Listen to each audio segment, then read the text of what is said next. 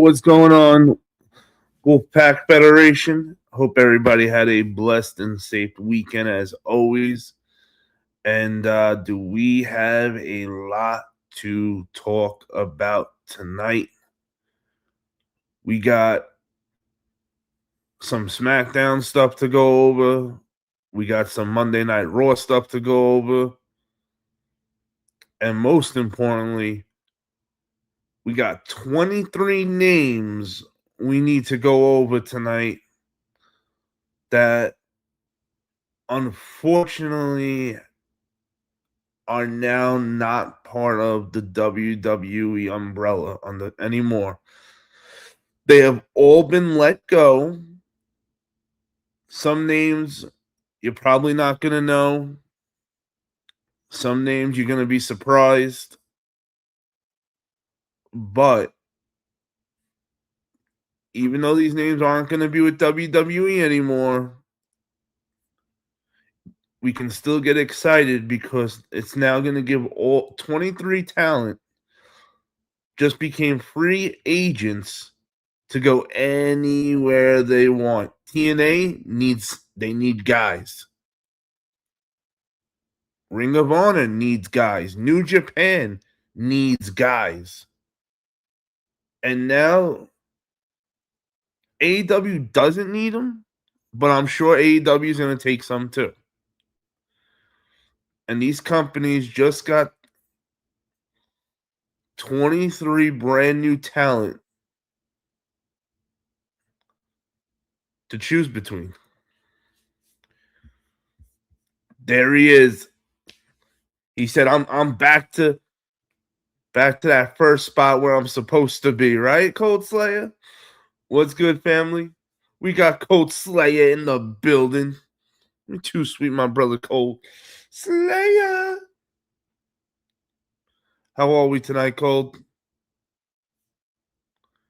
Hope you had a great weekend as always. And a safe weekend.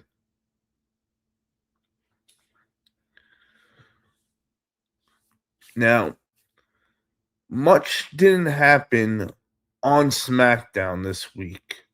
So we don't need to waste too much time on SmackDown. You know, I really wasn't feeling great over the weekend. Otherwise, I would have covered this Friday night right after SmackDown like I had originally planned. But unfortunately, your boy was not feeling great over the weekend. So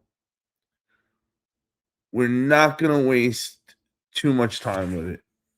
Colt said, I had a great weekend. It's going to be a good week. I hope you're doing good yourself. Hey, as long as that's what I want to hear, Colt. As long as one of us had a great weekend, that's what matters. And you're damn right. It's going to be a good week, right? Keep that positive energy up. Now, if you've been rocking with us, we have talked about the call-ups and things that needed to happen, things that shouldn't happen. And I swear somebody in WWE is listening to us, I promise you. Because we had talked about if Fatal Influence gets called up from NXT to the main roster, they need to all go together as a faction. Anything less screws up the whole dynamic, and it really would have made the entire faction of Fatal Influence be a waste of time. And since this was the first SmackDown after WrestleMania, just like Monday Night Raw had its NXT call-ups, so did SmackDown. And for SmackDown, our biggest debut, which I'm a little biased because I'm a Fatal Influence fan, was none other than all three members of Fatal Influence. JC Jane, Fallon, Laney Reed, all three of them are now on the main roster as a faction. We could expect to see a lot more with these girls going forward. And the girls are just killing it. The girls are doing so freaking awesome. You just the best. Also, we found out that Blake Monroe will be on that list of call-ups that will now be part of the SmackDown roster.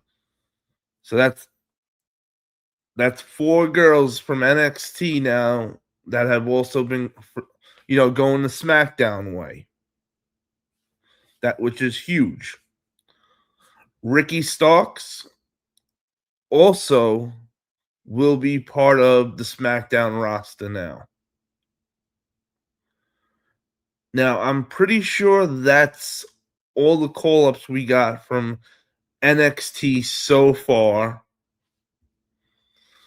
There he is, my brother from another mother, the Troll Exterminator. What up, brother? What up, Donald? Too sweet. Now it's a party. How are we, Donald? Donald and Cole, did both of you guys see SmackDown and Monday Night Raw tonight? So, like I said, I wasn't going to waste too much time on SmackDown. Other than the call-ups from NXT, the only other big thing that had happened Friday night was it's Tiffy time.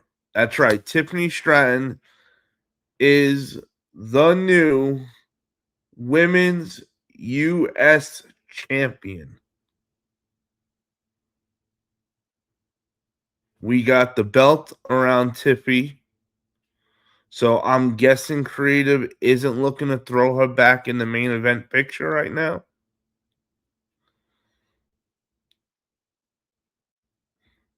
So kind of sucks going from being world champion to never losing and have to relinquishing them. Well, that's right. She did lose, but she lost because she was hurt. It would have kind of been cool to see Tiffy stay in that main event bubble, but I'm not upset that she's the new US champion over Julia. I think this is going to give the women's US title some more buzz. Julia's a great talent, but Tiffy's more social media, getting the word out there. I think with that belt around Tiffany, we can expect a lot of good things coming for the female US title.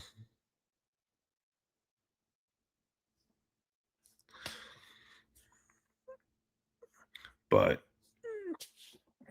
those were the real big points we had coming out of freaking SmackDown. Like I said, it wasn't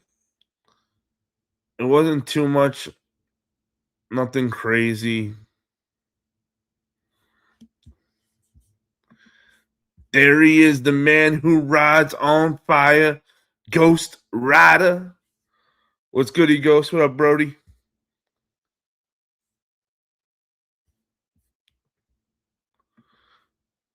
What up, Peter? Hey, what up, Pete? He said, too boring, not great tribal chief war. It's a lack of storytelling. The best was Bret versus Austin. That bleeding was the fine moment and the birth of UFC with Shamrock. Hey, I hear you, Pete. If we compare anything to the Bret Hart days, it's and Stone Cold days, it ain't gonna be good. nothing today can top those days. Those was the golden age of wrestling.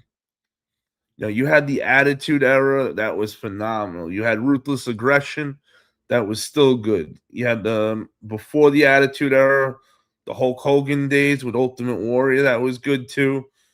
Before when kayfabe was real.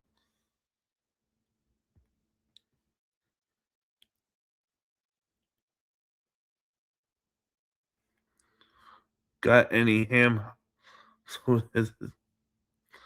Ronnie, I don't know what you're actually asking for.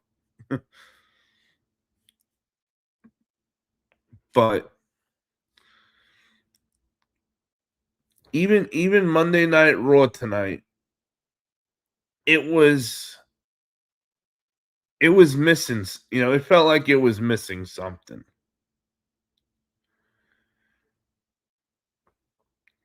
And I think this whole Jacob Fatu going after Roman Reigns doesn't fully make sense because you got Jacob Fatu, who's a SmackDown talent, going after Roman Reigns, who has the Monday Night Raw title. Why wouldn't Jacob Fatu go after Cody on who Cody's champion of where? SmackDown. Now, I think that would have been the better story if we put Jacob Fatu versus Cody Rhodes, and then have Jacob Fatu go over Cody, and now we start getting title for title setup within the next few months. Because then you'd have Roman and the Usos on one half of the program on Mondays, and then you'd have Jacob Fatu and whatever Samoans break off the MFTs and go with him also. They could have had a real cool thing they could have ran against with up until had this play out until Survivor Series, and then at War Games have them go at each other.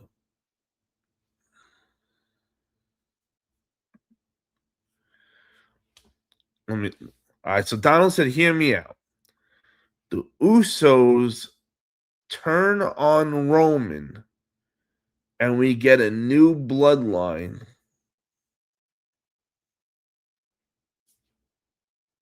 Or Jacob loses to Roman and then he joins up with them. Now, I feel that's what has to happen at this point. I don't think Jacob Fatu is going over Roman. I think the company wants to keep the belt on Roman. The numbers were up. Everything was selling more. Roman prints money. So it makes Jacob Fatu should be with them. So that way we have a new bloodline, not just the same old bloodline. What up, Bulldoggery? I'm here so I don't get fined.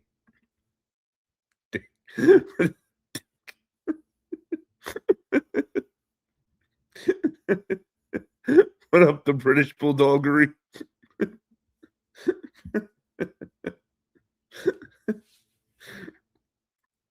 Oh, always make me laugh. Always making me laugh. And Donald, did you also see how they WWE did listen to us with Fatal Influence. I'm telling you that somebody's relating back to them because they didn't put just JC James over. They put the entire Fatal Influence over.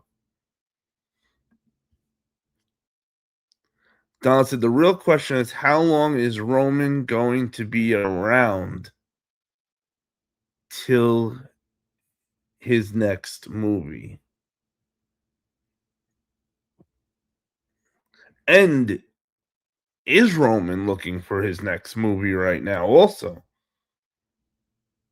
Or do we have Roman back for a little bit?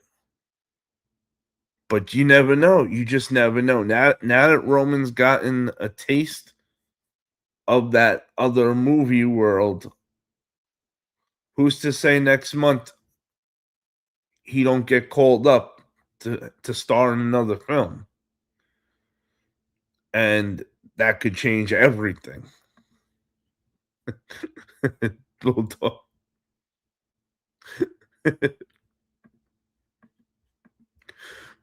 I did see that. I also saw my girl Roxanne got the big W tonight.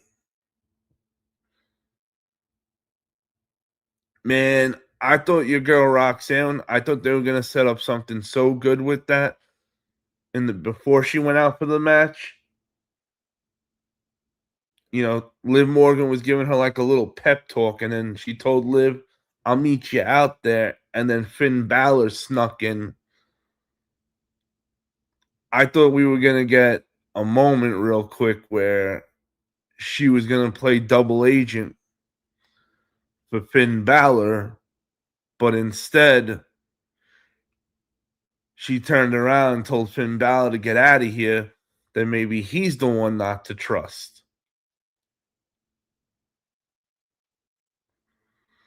I think that was a really big missed opportunity. That would have been cool to have her part of Judgment Day,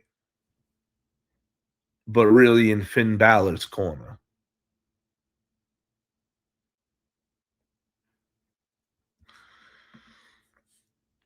What up, Thomas? Thomas, favorite wrestler of all time or of this era? And I ask that because it makes a huge difference in my answer.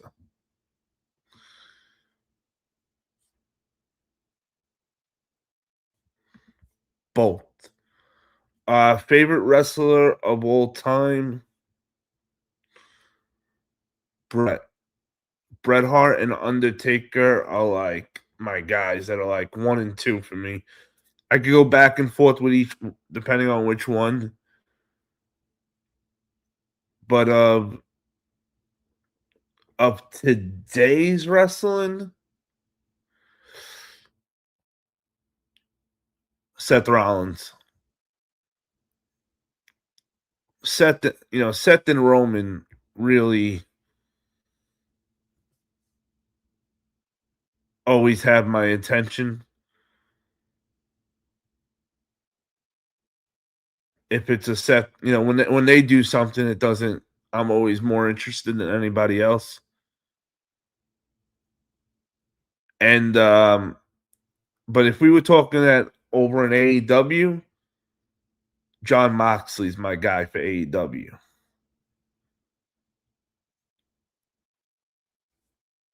Sometimes I just watch John Moxley segments from AEW. I may not watch the whole AEW show, but I don't miss anything that John Moxley does.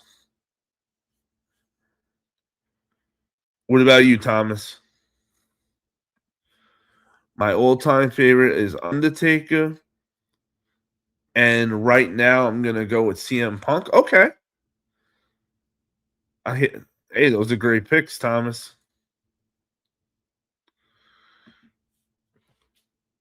Donald said, "Do you think Braun beats Seth?" I think he has to keep the feud alive.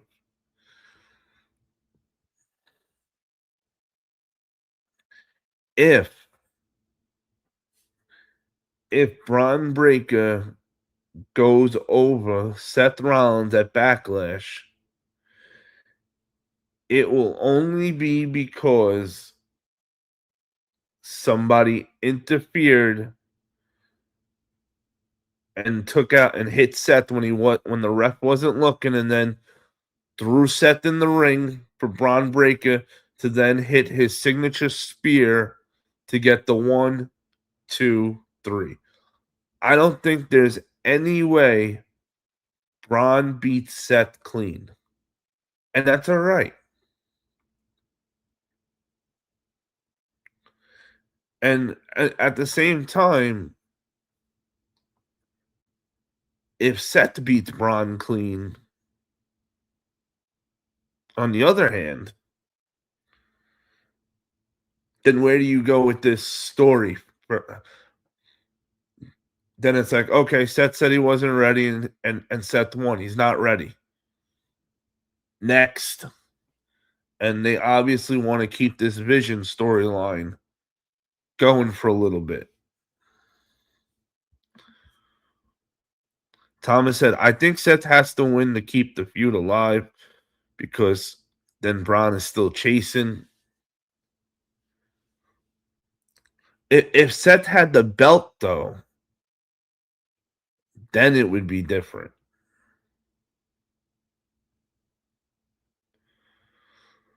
The best thing that could happen at Backlash is Seth's about to win and Big Bronson Reed returns and interferes in them, and it's a disqualification, and they beat up Seth. But it did remind me of the funniest spot tonight was backstage when Seth Rollins went to approach the Street Profits, and Montez Ford cut him off and said, wait. Us coming out last week had nothing to do with you and all to do with us wanting the tag titles. Here you go, Seth, thinking everything's about you. Wake up, Seth. You don't got no friends. And then they left while laughing. I thought that was a crucial backstage segment we got tonight. There he is, the Psycho Irishman. What up, Rob? WPF, hey, bro, I'm glad everyone here is okay. We had some rough weather go through earlier. Parts of Illinois, we got hit by tornado. Oh, my God. Rob, thank God, you and everybody's all right. It's okay out there. And prayers to anybody in Illinois that might have gotten hit by that.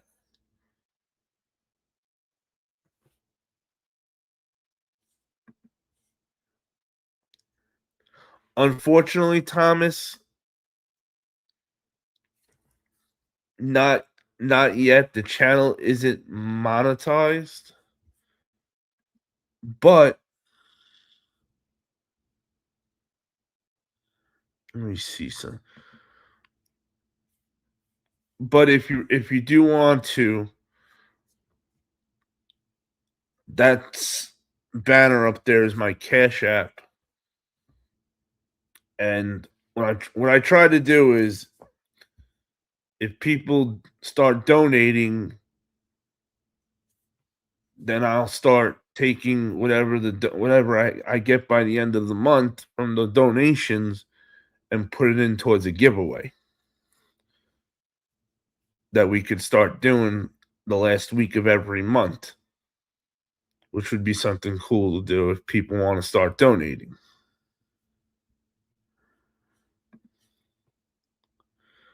Don said, I heard a rumor that Ford is going to turn on his partner and join the Vision.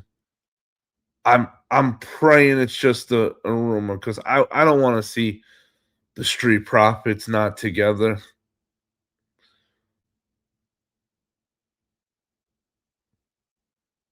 Plus, I don't know. I can't picture them separate.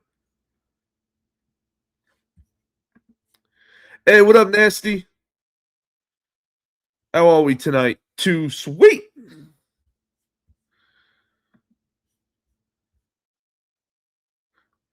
Could any of you guys picture the Street Profits not a tag team?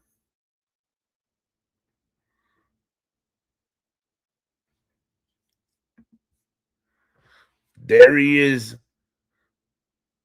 I got both my Bulldogs tonight. Let's go. We got Bulldog Rick in the building. The dogs are barking. How you feeling, Bulldog Rick?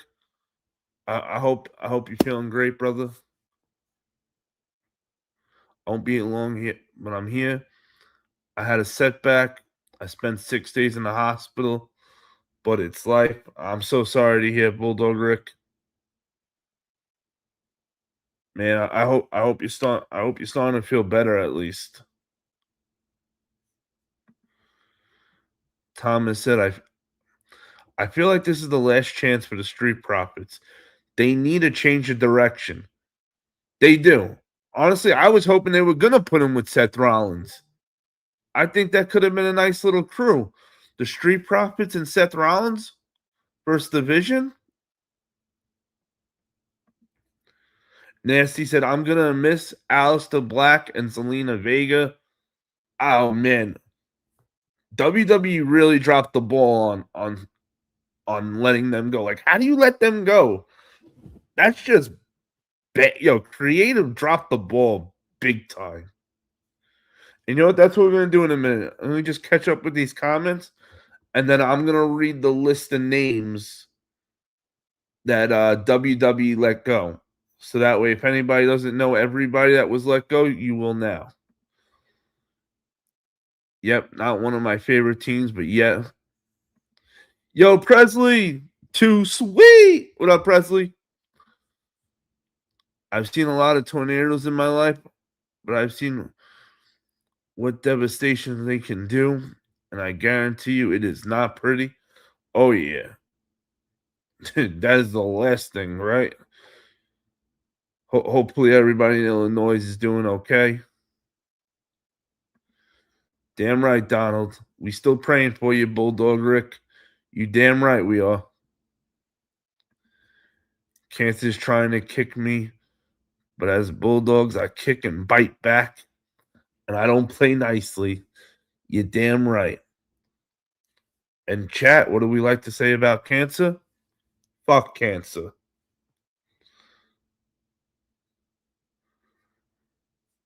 It don't want no part of the Bulldog.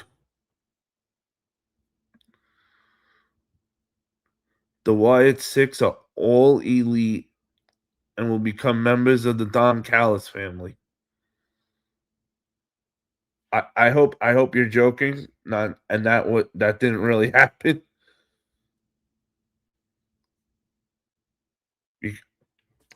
Because TNA is actually the best place the Wyatt Six could go and be a main event team. WWE released all those people to call up NXT superstars who they will probably book real badly as they release as well. Oh, yeah. All right. So I got the list for us.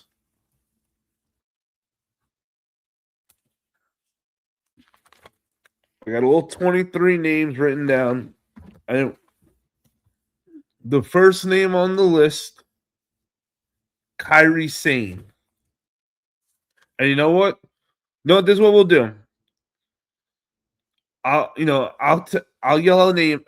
Every name I say, if you just want to talk about it, we'll talk about it before I go to the next name. Otherwise, then I'll go to the next name and so forth. So the first name on the list was Kairi Sane, which I think was a huge waste. What was the point of having Kairi Sane do this whole angle with Asuka, and then they get rid of Kairi Sane? Who does that? In what world? Now, we didn't get the payoff with Kairi Sane going against Asuka. It makes no sense. And Kairi's amazing. Like, why would you get rid of Kairi Sane?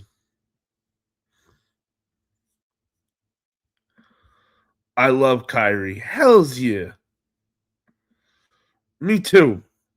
I can't believe they let her go right in the middle of a storyline. WWE really fucked up. I think Kairi should go to New Japan or AEW.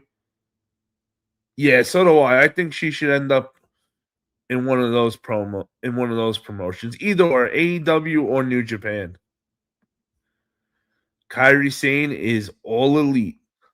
You know, I think Kairi would do great in AEW.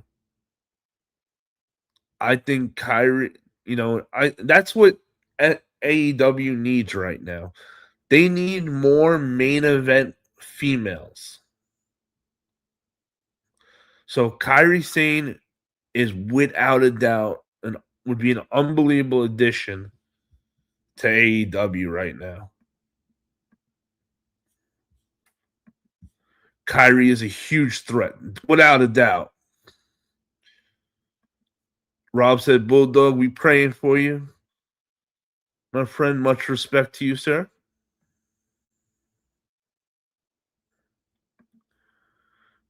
Kairi is an ambassador for all Asian wrestlers in Japan. Right, Bulldog? Shit. Like, how do you let Kairi Sane go?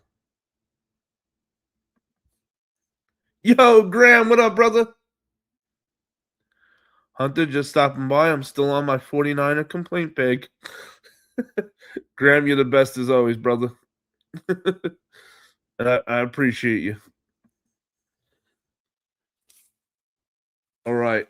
Next, we have Aleister Black and Selena.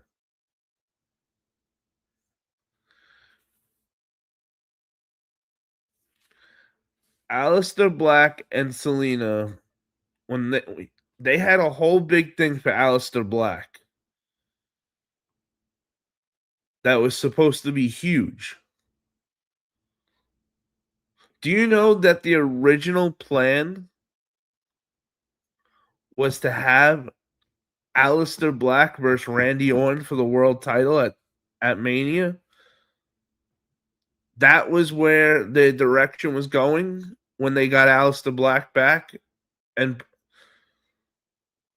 with Selena. They went from that to 360 in the entire angle.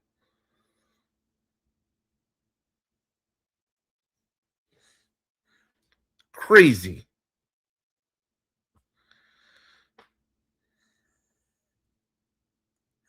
And Aleister is it's such a good talent. I hope wherever he goes now, he stays with his wife as a manager. I think they really have something going there with Selena as the manager.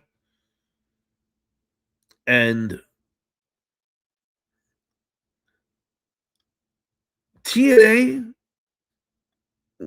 could be really good for Aleister Black also.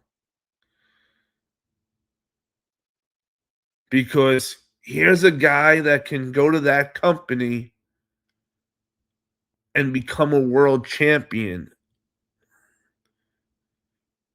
I'm telling you, TNA would be good. You know, listen, AEW is a great number 2 from WWE, without a doubt. But there's so much talent in the men's division in AEW now, which is why he left. Originally, he didn't like, he wasn't getting the airtime he was looking for. And it's hard in AEW. There's a lot of good talent.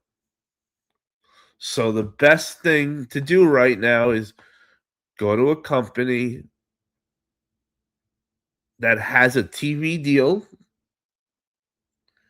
but is short guys in the main event picture. And TNA, come on, TNA hits all that. TV deal, check. A world title, check. The world title, the guys in the world title, they need. Nope, they're empty. They need way more guys in the world titles fighting for that belt. They need way more main eventers. This is a great opportunity for Aleister Black and Selena to go to a company that they could take over.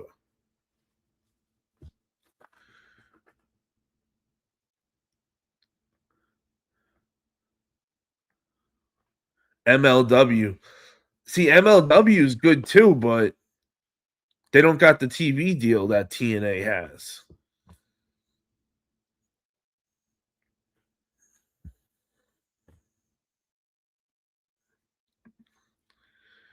Did you know in his wrestling debut, Aleister Black wrestled Excalibur in a 6-man match in part of Germany? What was his? I forgot what his name used to be before Aleister Black.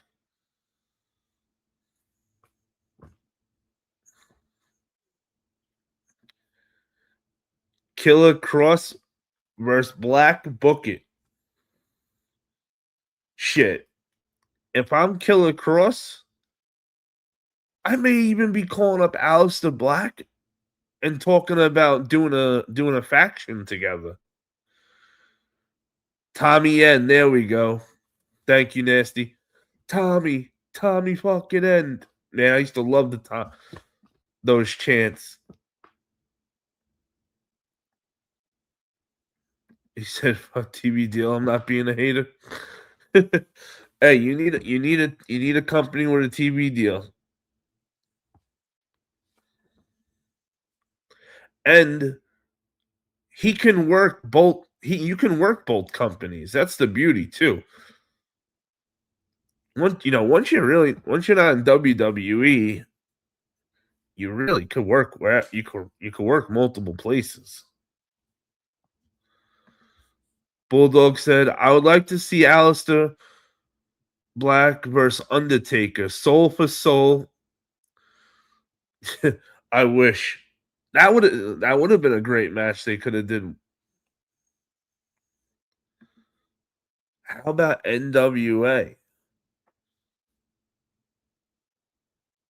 I would save NWA for his later days.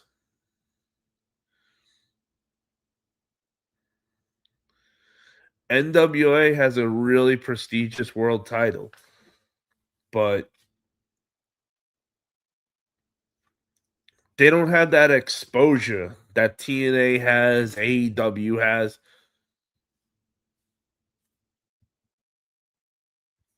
These companies are putting on pay-per-views and have big TV exposures where he could really build his character up more, and then if anything, he can always leave then to go somewhere else. Everybody should work for AEW one day because it's where the best wrestle. What up, Peekaboo? How are we, Peekaboo? Too sweet.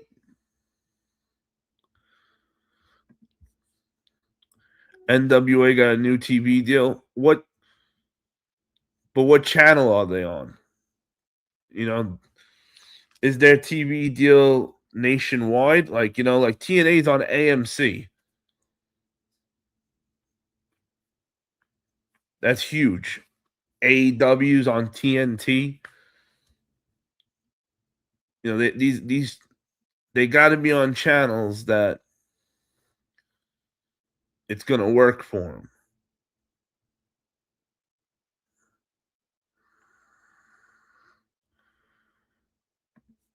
Brock retired so his daughter can come in as she got a contract with WWE. I'll tell you one thing. That Brock thing is all work. Watch, he'll be back SummerSlam for one more match. Just remember when it happens. I told you. Just remember. What do you think about Obafemi being Lesnar's last fight? I don't think it is gonna. I watch. Brock's gonna have it one more at SummerSlam. Brock and Gunther will happen. Give it some time.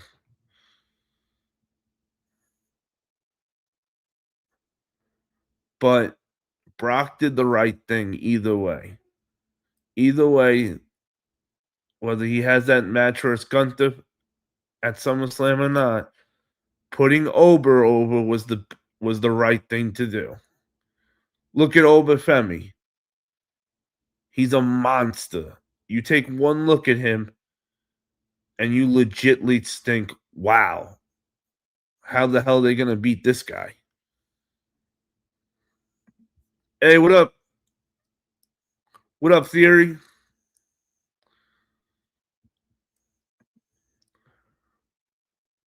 Gargano, they have the stupid run they're doing. I think is so stupid. Yo, for real, Bulldog. This Gargano thing is the stupidest shit ever. Wow. Tommaso left. That should mean push Gargano to the fullest right now, so he doesn't leave.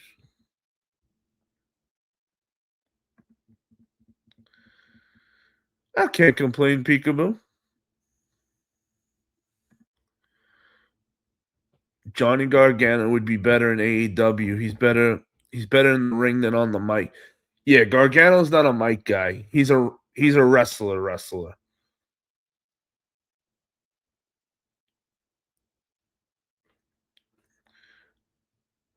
Gargano would be better in AEW. He does more that he's more the indie style too. Reports indicate WWE is considering legal action against Lesnar, citing a breach of contract seeking $1 million. Blah blah. All part of an angle. Brock Lesnar ain't paying shit. That's what we're going over right now, Peekaboo, because those releases are out of control. All right, next up, the Motor City Machine Guns. Alex Shelley and Chris Sabin. Why get rid of the Motor City Machine Guns? If you don't have anything on the main roster for them, put them in NXT. Let them help talent get over. Two guys that have so much talent and have been around forever. I hope they do go back to TNA, Donald. I really do. Because that's where they really made their name. I hope they do go back to TNA.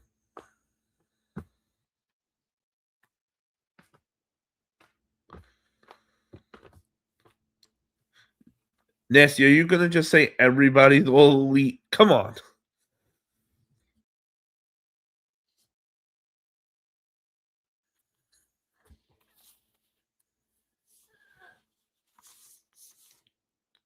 They did not fit with the WWE storyline.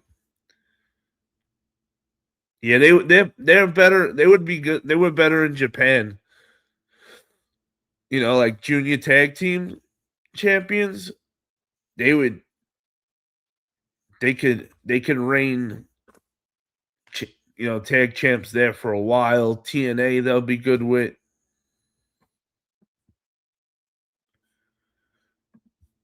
Motor City Machine Gun are good, but they seem to not be. Yeah, they just weren't using them much.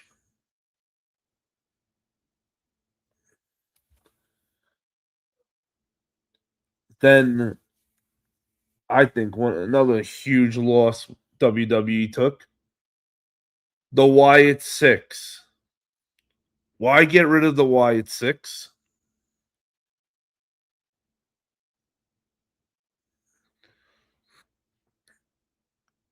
The fans, every time I looked at the fans when the Wyatt Six came out, everybody was happy. Everybody had their lighters when the lights would go off and stuff. Why do you get rid of the entire Wyatt Six? That is just bad for business. You don't get rid of the Wyatt Six.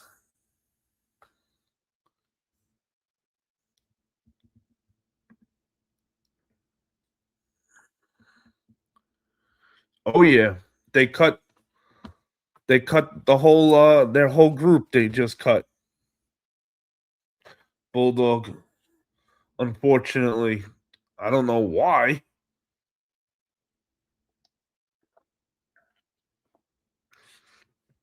They are part of the 23 names that got the boot. I had issues with the Wyatt Six. Why did Uncle Howdy, Eric Rowan, and Nick Cross stand around like road construction workers while Dexter Loomis and Joe Gracie did all the wrestling? I don't know, but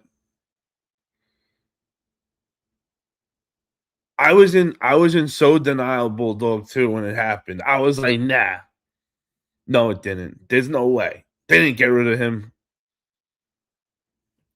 I thought it was just at first I thought it was just gonna be I thought Nikki Cross just went because Nikki Cross was like the first name out of them to get the boot.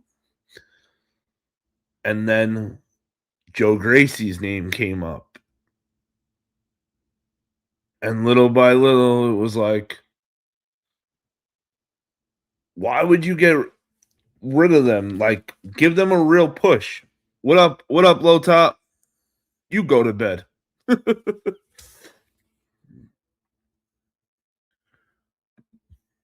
The Wyatts were nothing but glorified jobbers anyway. They really screwed them. They could have been so good, the Wyatt Six.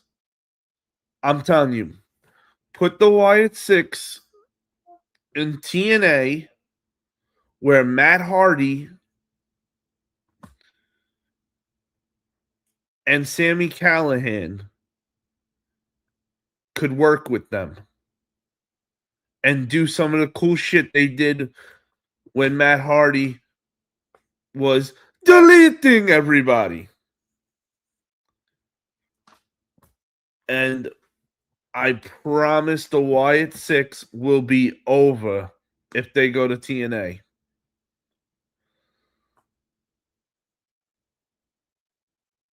Joe Gracie and Dexter Loomis could actually wrestle. Eric Rowan is a big monster looking mother effer.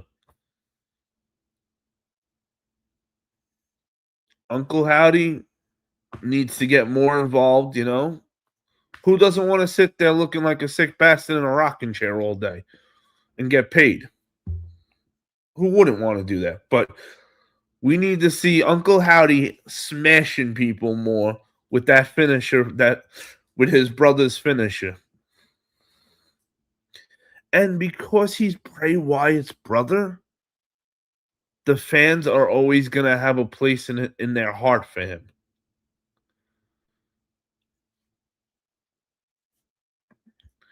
Nikki Cross is coming back to her singles days. You gotta believe.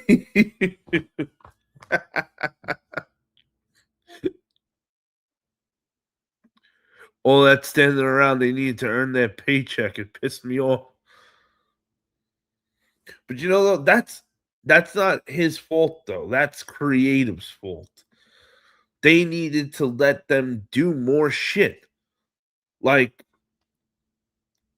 War Games should have originally been the MFT. It should have been Solo's crew versus the Wyatt Six a while back at War Games. That was a huge missed opportunity.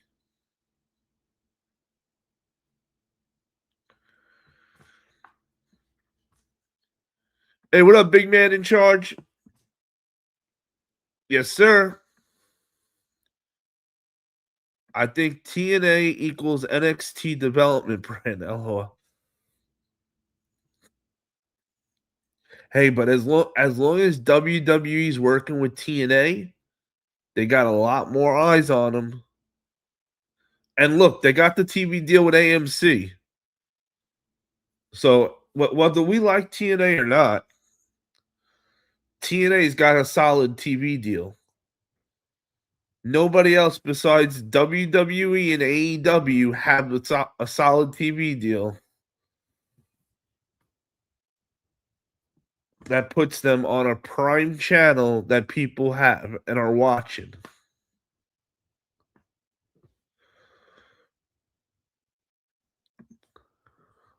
I love Bo Dallas. You gotta believe. Hells yeah. All right, next on the list, we have Apollo Crews. Who remembers Apollo Crews when before he went to WWE when he was Uha Nation? Does anybody remember that far back with Apollo Crews? I know it's been a while.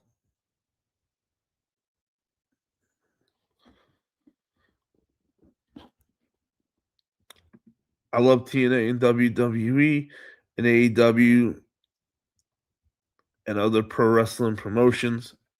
That's some good stuff, Tyler. Hey, we cover all the promotions.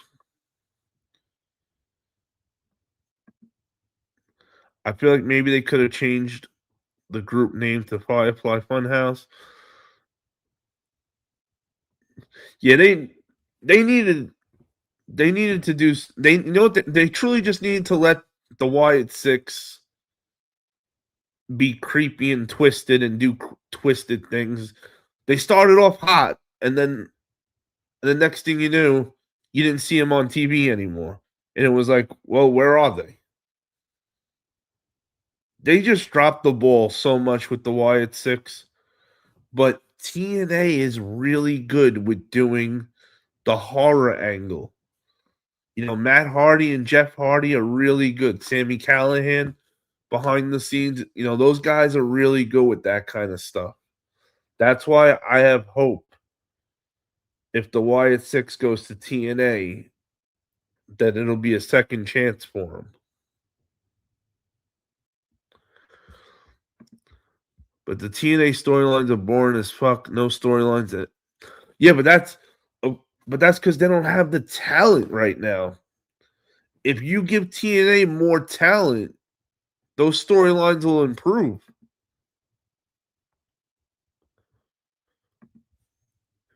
That was because they were trying to make you think that Bo Dallas and Bray Wyatt weren't related at first. They didn't want you knowing that they were brothers. They were trying to, you know, present them as if they were their own entities.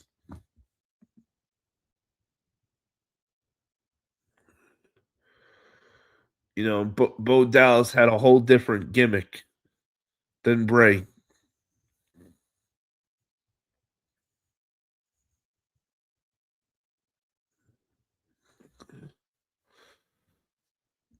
I mean, because kind of was where Bray Wyatt left off before he passed the Firefly Funhouse.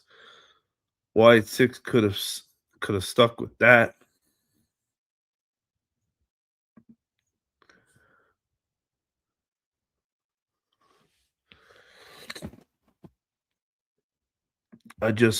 Let's go, bro. Yo, everybody, welcome the big man in charge. He's officially part of the pack. Welcome to the Wolfpack Federation, big man. Too sweet. I appreciate that, brother. Thank you for this. Thank you for subscribing to the channel.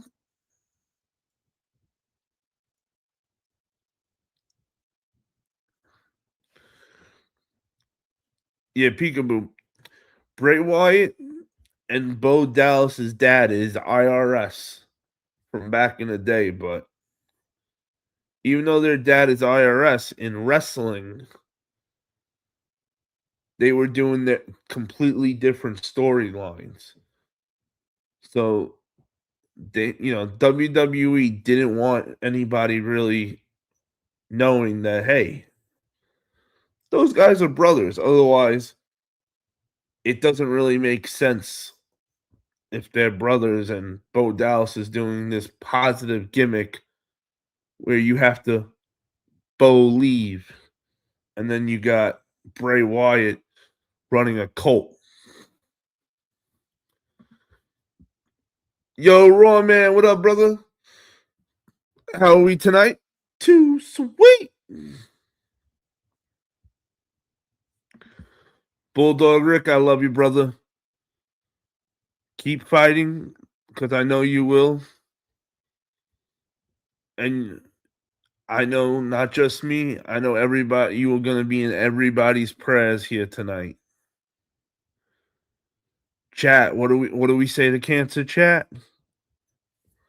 Fuck cancer. That's what we say to cancer, chat. What do we say to cancer? Fuck cancer. Because Bulldog Rick got this. Cancer can't hang with the Bulldog. Come on.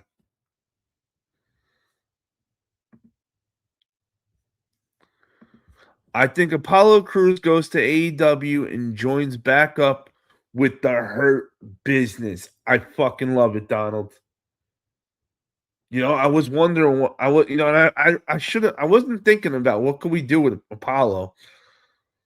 I was just still getting a kick out of every time they did releases. Apollo somehow would escape being released, even though they weren't using them for shit. But I love that. What do you think, chat? Do you love the idea of Apollo Crews going to AEW and joining the Hurt Business? I think that would be huge for them. I love you, Bulldog Rick. You got this, brother.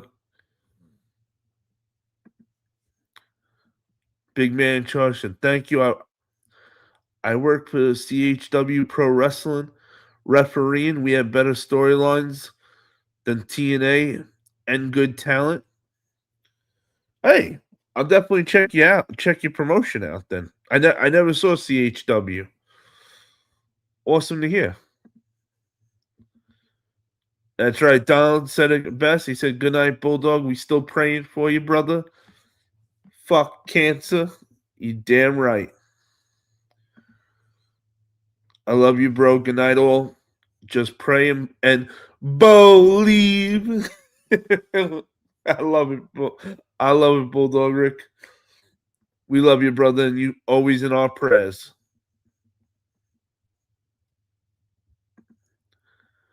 I feel like even when Bo was doing the Bo leave stuff, he could have made it be creepy and twisted. I just saw, that really would have been. I always thought that was going to be the turnout with the whole Bo leave thing. I thought it was going to start positive and then turn into that like stalker shit.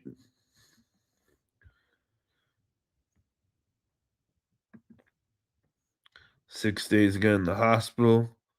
But yet here, that's right, Bulldog Rick.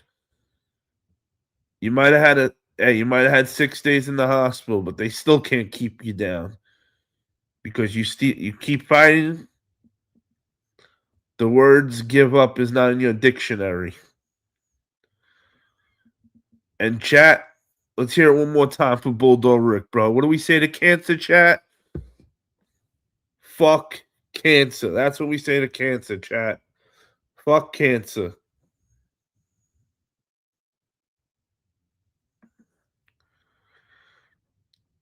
Apollo Crews is going to AEW and joining the Hurtson again. I think would be cool. Oh yeah, it has like that. Where's Nasty? He kept saying everybody was going to AEW. Now, now is the time when he should be saying All Elite Wrestling. He didn't say it.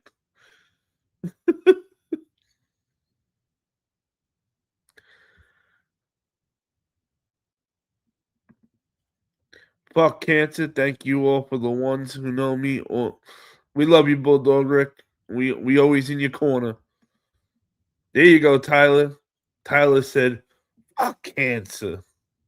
Roman said, "Cancer." Donald said, "Cancer." That's what I'm talking about, boys. Aleister Black and Selena Vega, weren't they supposedly going to do a storyline with them and Randy Orton? Yep. So right before you got in here, we were saying I was saying about how the storyline for them, it was supposed to go all the way to WrestleMania, no less. That was what Aleister Black was sold on, that they were going to put a huge storyline with him. He was going to go over Damian Priest and then start working with Randy Orton right after it for the world title.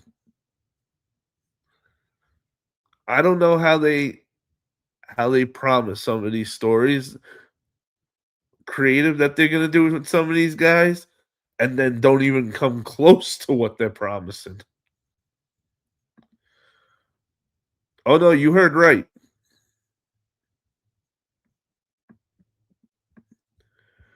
Have a good night, Bulldog Rick. We love you, brother. And let's do it one more time, chat. What do we say to cancer? Fuck cancer.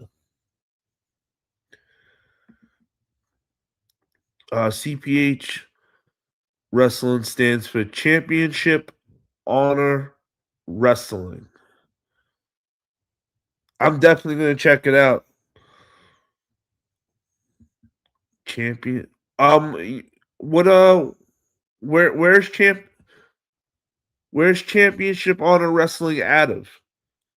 Like are you guys out of Tennessee, Texas, like that? Where do you guys work out of at the moment? Peekaboo said, "Fuck cancer." Press to everyone going through it. Roman said, "F cancer." You damn right. Donald said, "F cancer." That's what I'm talking about. I think in Tennessee. Oh. Let me know after you look it up, Tyler. Thank you.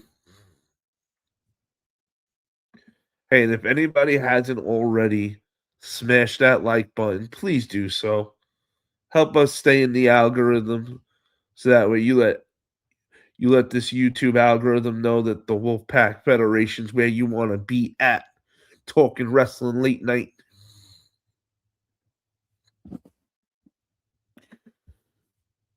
We work Ashland City and Springfield, Tennessee.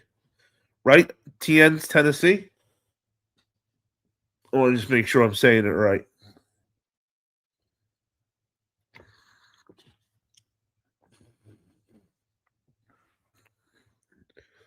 But that's awesome. I'm definitely gonna check you guys out. What's the easiest way to watch the promotion?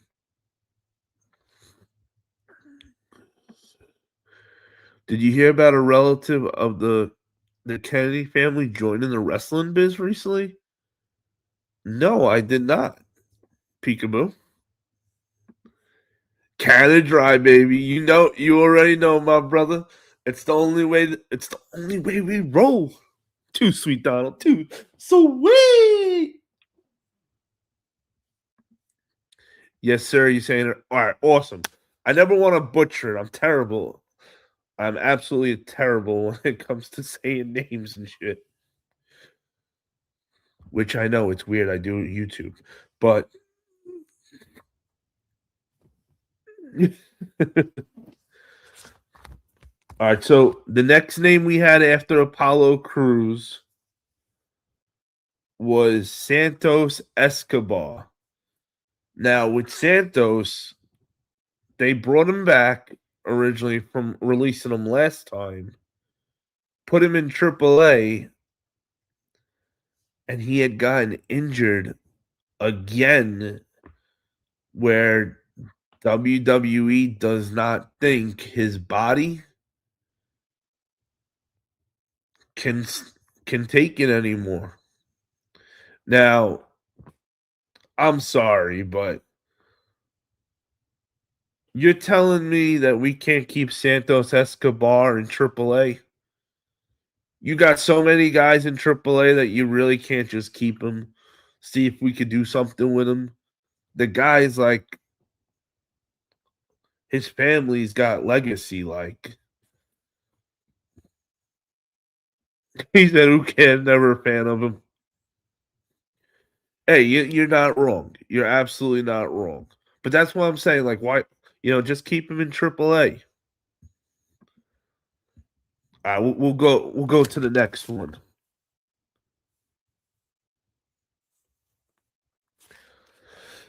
So the next names, some of them, we went through the bigger names already. These are now some of the smaller names.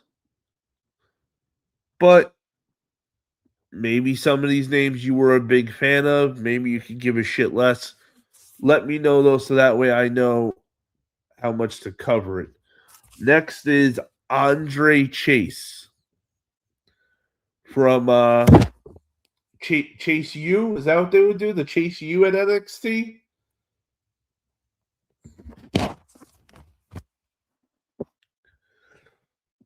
Honestly, I think the best part about Andre Chase was that he came out, that he wrestled in a pair of Jordans every week.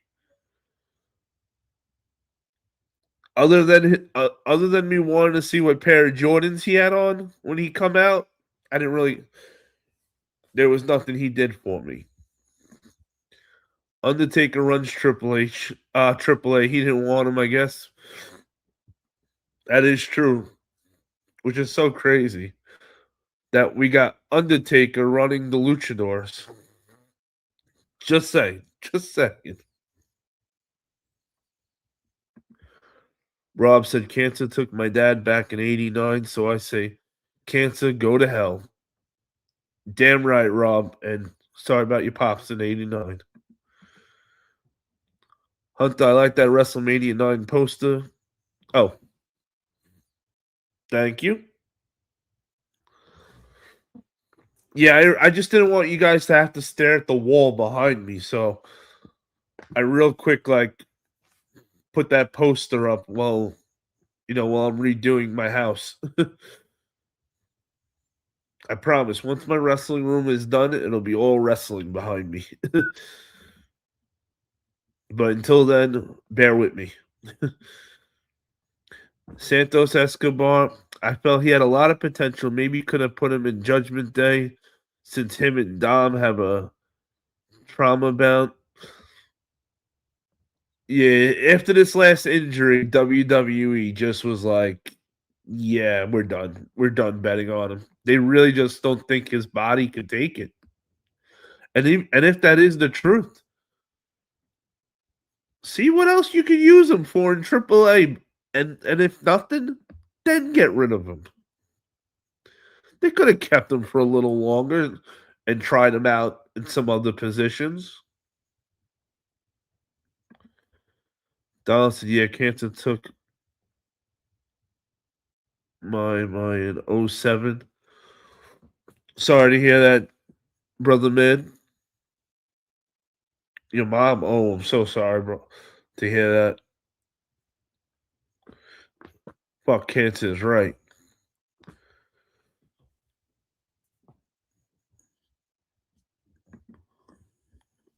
The trauma bound being, of course, that both Dominic Mysterio and Santos Escobar both felt like Rey Mysterio abandoned them. Well, that's just a storyline. But Santos comes from lucha royalty, so they could have found something for him on AAA, but so sorry again, Donald, to hear about your mom in '07. Fuck cancer.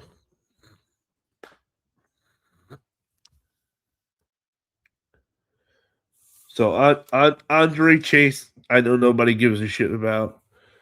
If I'm wrong, let me know. After that, we got Zoe Stark. Now, if you don't remember Zoe Stark, I would absolutely look her up. Zoe Stark was a good talent. I don't know what happened with her, why they stopped using her, but we haven't seen Zoe Stark in a while, to the point I wasn't even sure she was still part of the company.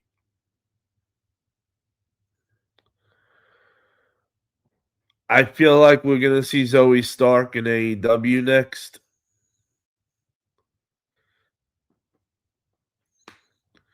But Zoe Stark had that rough look to her. I remember Zoe Stark. I was wondering where she's been, right? Um, can't remember. I think so. I think she was in AEW and then went to WWE.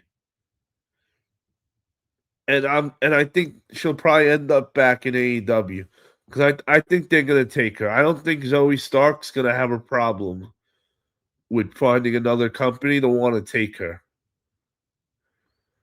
Zoe did great.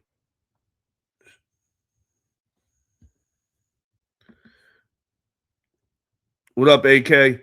You damn right we wanted Kyrie to see they built all that stuff up with Kyrie part of it and then got rid of Kyrie. Ooh, that should be considered criminal. What about Zach Gowen, the one-legged guy in WWE? He was pretty good. Yeah, right. I remember that guy. He was good. I don't know whatever happened to him. They absolutely should have did something more with him. Like, why not? If nothing else, make him a referee. I have returned from the Deacon 74. Make sure you have yourself some good old Canada Dry because you got to be thirsty after returning to this world. Hey, welcome back. I can definitely see Zoe Starks in AEW, right? I feel like she'll go back to AEW, and they'll take her no problem. They like that. They take the girls that look serious. Like,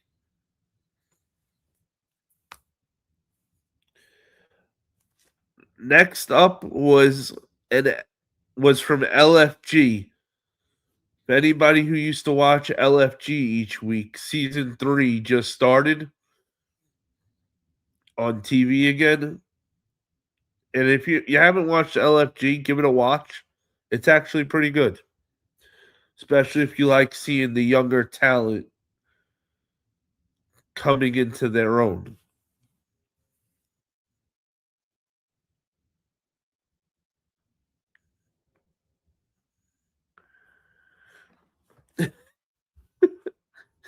No doubt, Deacon. So we got some LFGs that got released. We got Chris Island, which, if you're a big LFG fan, I don't know if Chris Island was somebody you were hoping to see later on. If so, I'm sorry he got let go. Um, Tyra May Steele, she also got let go. She was supposed to be the Kurt Angle of women. They wanted to push her like she was going to be the next Kurt Angle. So I don't know how they went from that to letting her go.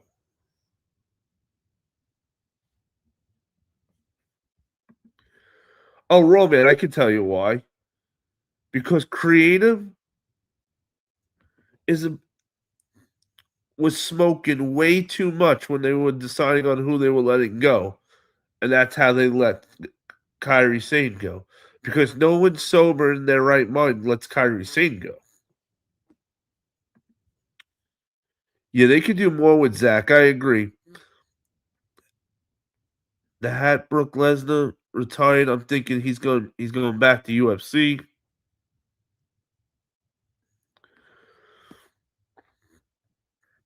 I don't know. I feel like if I really think they're running an angle with Lesnar that we will see him SummerSlam, and then after that, I don't know if he wants to go back to UFC or if he's really just like, hey, I'm done. I'm good. You know, he's got Sable, he's got a wife, he's got a kids. He was very good with his money and made a shitload of it. So he could retire if he wants to.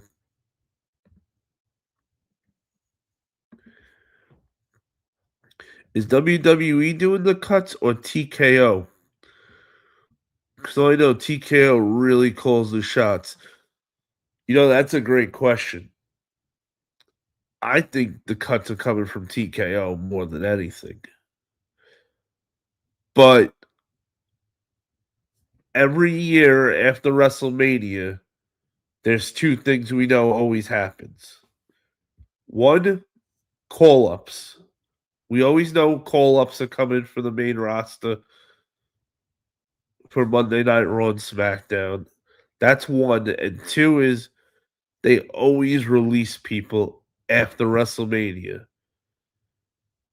And it sucks. Like I hate to hear anybody lose a job. But I'm really hoping that for some of these guys and girls that lost the job, that this is actually good for them. You know, like because you could always come back. That's the best part. So if you're somebody like the names we're going over right now that weren't really used at all, this is a golden opportunity for them to go to other places and really make their name and then come back to WWE. Look at Cody. They would never let him go past IC title if he didn't leave. Now, yeah, guys like Cody don't always leave in the company and come back a superstar, but Drew did it too. They started making him a joke. He left, came back a main event talent.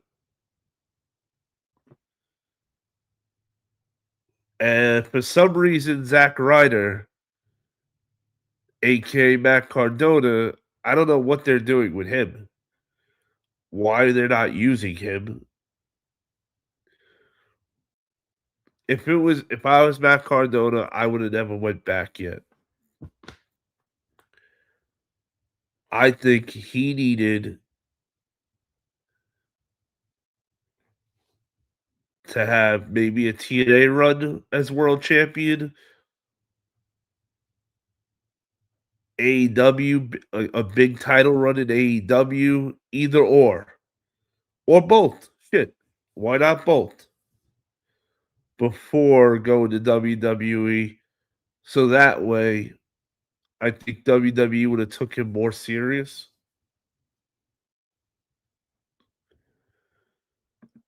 I heard Brock Lesnar's daughter is go to WWE. I've seen a lot of stuff on YouTube.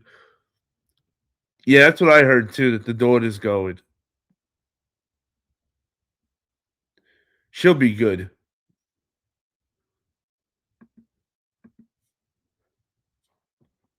I knew Oba would win tonight.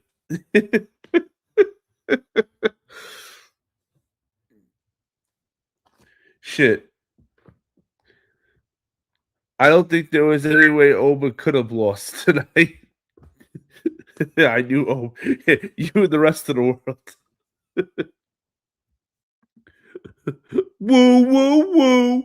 You know it. my brother Donald, too sweet.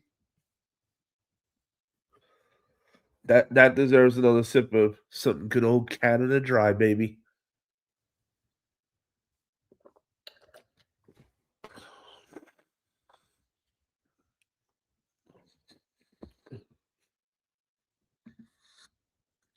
But Cardona with his wife, have them with the mixed tag titles. Oh, don't even get me started on Chelsea. Chelsea is so fucking awesome. Everything they ever gave Chelsea to do, she turned chicken shit into a chicken sandwich. Like that girl got everything they ever asked of her. She got it over. Spots she was never supposed to get over, she still got over. Who's gonna really challenge Oba in this open challenge? And you see what they're doing right there, right? Why they're doing the Oba Open Challenge? Because if Oba fights for the world title,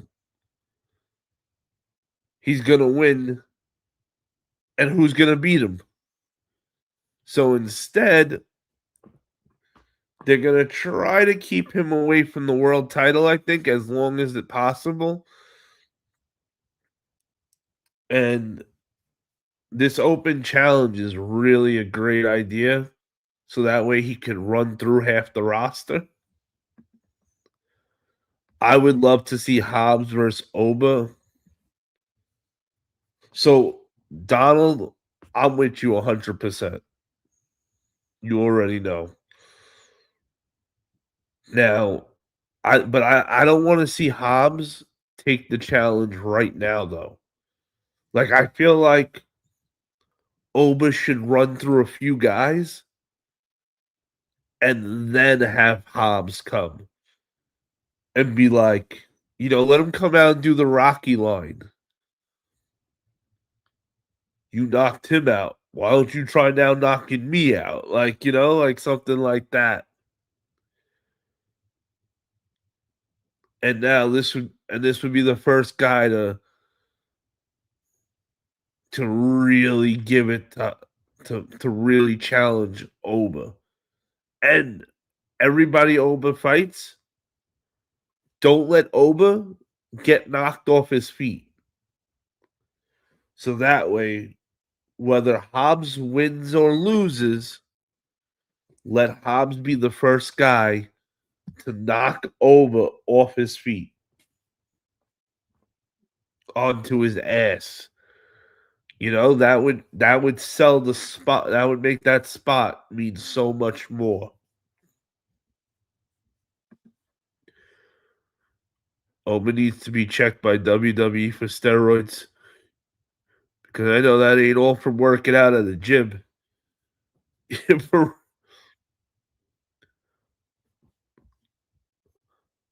I, you got to be eating people to get as big as Oba, right? Thoughts on what they should do with Royce Keys? That's who we were just talking about. Is Royce Keys? We still just me and Donald still call him Powerhouse Hobbs. Peekaboo. I just can't call him. I'm just not used to Royce Keys right now. He's got to do some shit on the main roster as Royce Keys before I can acknowledge him as Royce Keys.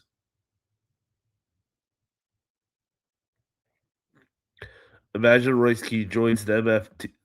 Well, see the thing with Solo's crew is they don't need anybody else. They already got too many guys as it is. You know, they got Jeff Cobb. They got the three Tomatungas family, literally all three brothers plus Solo. So they got five guys already. The only thing the MFTs is missing is that Solo's not a world title guy. You know, if you took Solo out and put the MFTs behind Roman, like holy shit, what would be going on right now? They need to they need to take all the damn Samoans and mix them up and make them into two factions, half on SmackDown, half on Raw.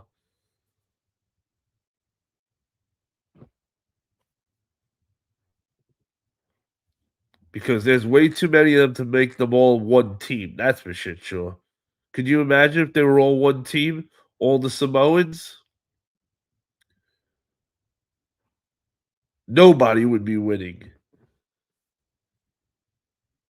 Every week it would be like the 18 of them jumping over. Danhausen, wasted talent. W wasted talent to WWE. I'm not a fan at all. What a real joke bringing him into WWE. Wait, big man in charge. You're telling me you don't enjoy hearing every single Monday and Friday night? You are bored. No complaint here on the whole Danhausen thing. It was, they need to do more stuff. I get they're trying to make somebody be like the new R-Truth with the comedy, but he's not it.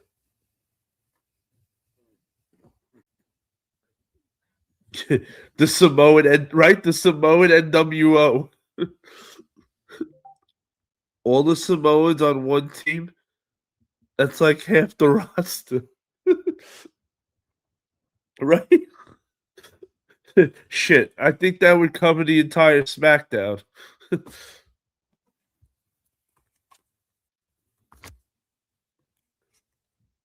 But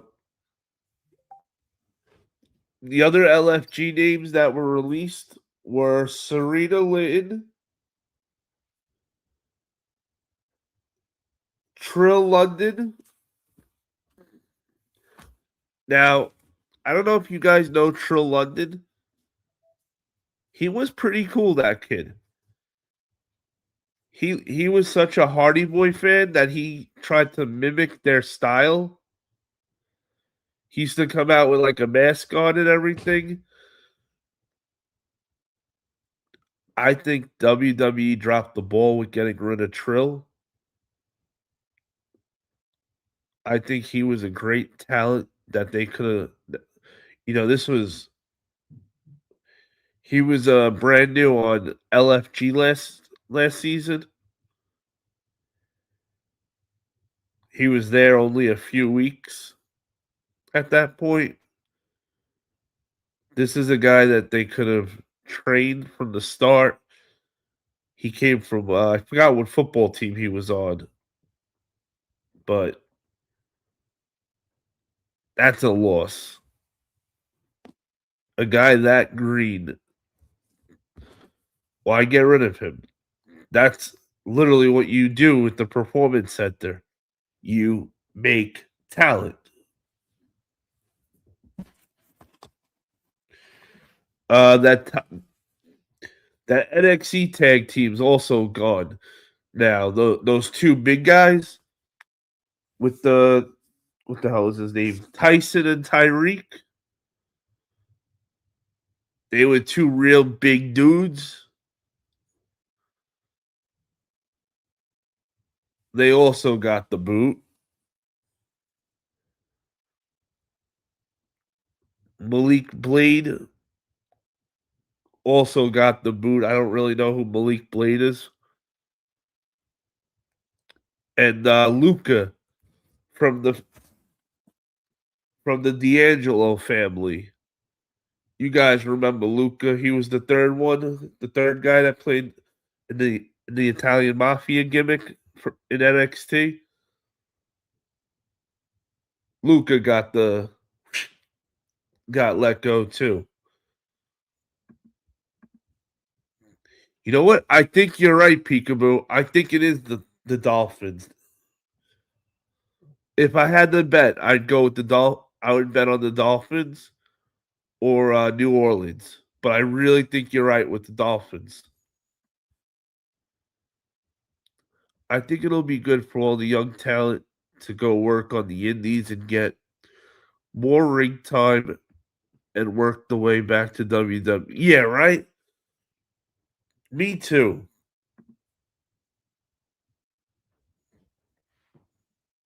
I think that's the best thing that could absolutely happen.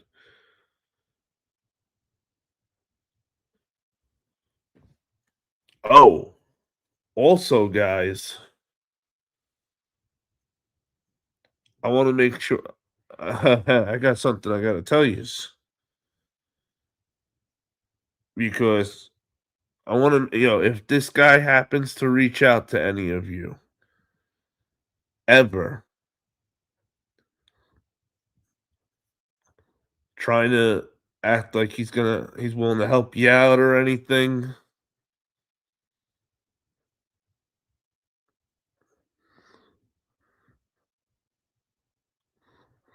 just know, guys, this dude's a scammer.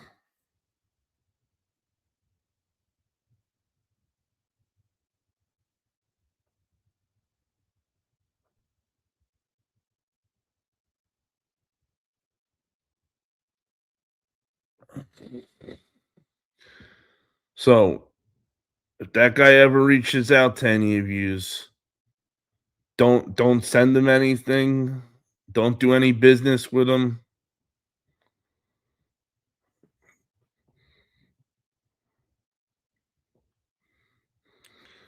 His name is supposed to be Blake Patson or Blake Pattison, supposedly, is his real name.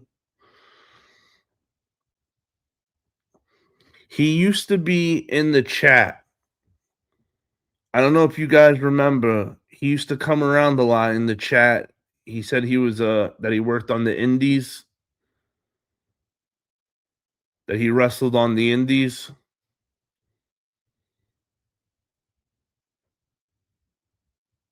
Hey, what up, Jerome? Too sweet. So this dude claimed he told me that he was at WrestleMania. He was at WrestleMania weekend. That he went out, that he was in Vegas and everything. And he asked me, he said, "Hey, do you need anything while I'm at WrestleMania?" So I sent him some money to pick me up a figure at WrestleMania. Well, he was down at WrestleMania weekend. Then when I asked him to send me the tracking number for the figure that he supposedly bought, that's when all the bullshit started. All the excuses, 10,000 excuses.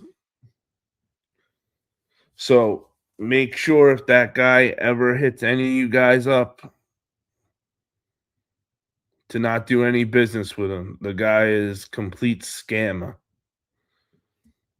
He played the long game, and now I'm arguing with my bank to get the money back. Yo, what up, RG? The battle assassin in the building. Too sweet. Said my favorite wrestling show is back on, baby. I appreciate that, Brody. I appreciate that. Rob said, "Yep, I seen that guy around, and yeah, he's a fucking scam artist. Yep, dude is no good. He's not really a wrestler. He's just a scamming piece of shit. And his name's Blake. He claims that his real name is Blake Pattison.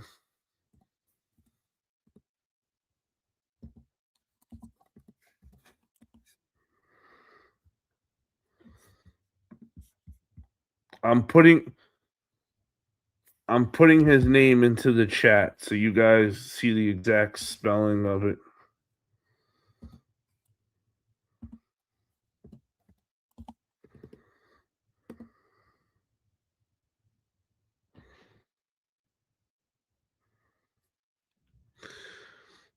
How long do you have to be to take money? Right? How low do you have to be to take money for a figure? And that exactly, like Blake the Flake, for real. And you know, I almost wasn't gonna do it either at first, and then they had that Rock figure that you had to be at WrestleMania weekend to get with the fanny pack and everything. So I was like, you know what? Why not? Since he was supposedly there already, you know, I honestly didn't think for a second that this kid was a scammer. Obviously, otherwise I would have blocked his ass a while ago. But he used to come around a lot in the beginning. But he had stood in touch with me always on Instagram all the time. Like I talked to the kid a few times throughout, 2-3 times a week every week for months. The boy played the long game. Or I thought maybe he's just a junkie and he needed money for his fix. And you know how those guys are. When a junkie needs money, they'll do anything. They'll rob their own parents for money. So,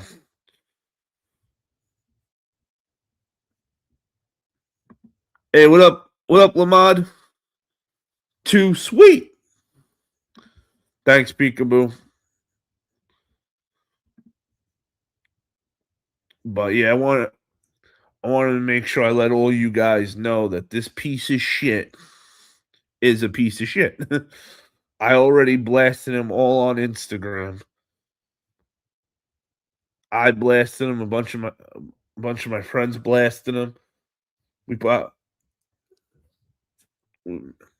shit. If you knew me, if you have my name on Instagram and follow either of my accounts on Instagram, you saw it.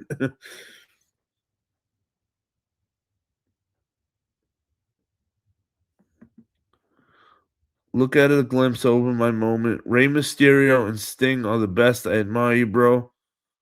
You always get your head cool. You. I know you're trying to say something nice, though. Hey, Sting and Ray are awesome.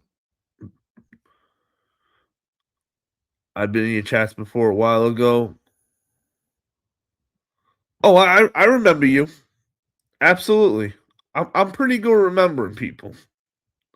Sorry to hear that you went through it. Thank you. I'm just, I'm just happy it was something small, not something crazy. Like,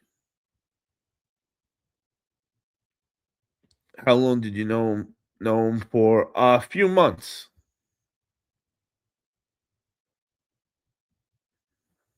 Peekaboo. He had been actually well, he had been around since the beginning of the channel. Since I first started the channel, he was around. So for as long as this channel's been I've had the wrestling channel, I've known him for. And he had asked me a while back to borrow like $10 or something. And then I just never did it. But he never, nothing ever came after that until now. But it just goes to show you, man. You try to do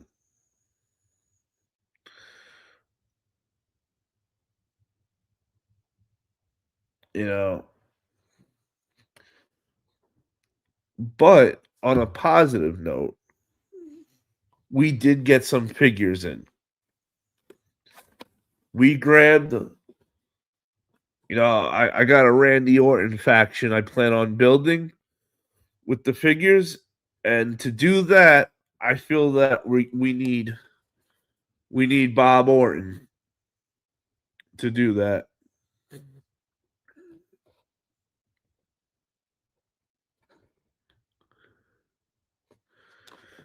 I'm thinking of running an old school faction. Randy Orton with Bob Orton, Paul Orndorff, and Roddy Piper.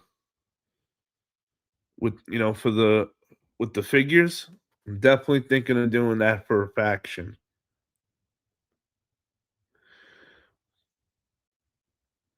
And you know what I like to say when we get a figure in? That means he's officially what? Part of the WPF roster.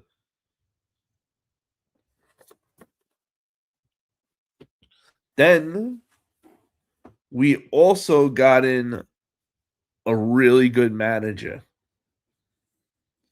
an OG manager, none other than Mr. Fuji.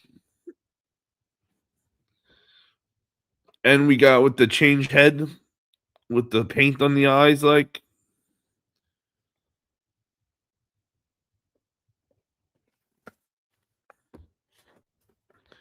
we got Mr. Fuji.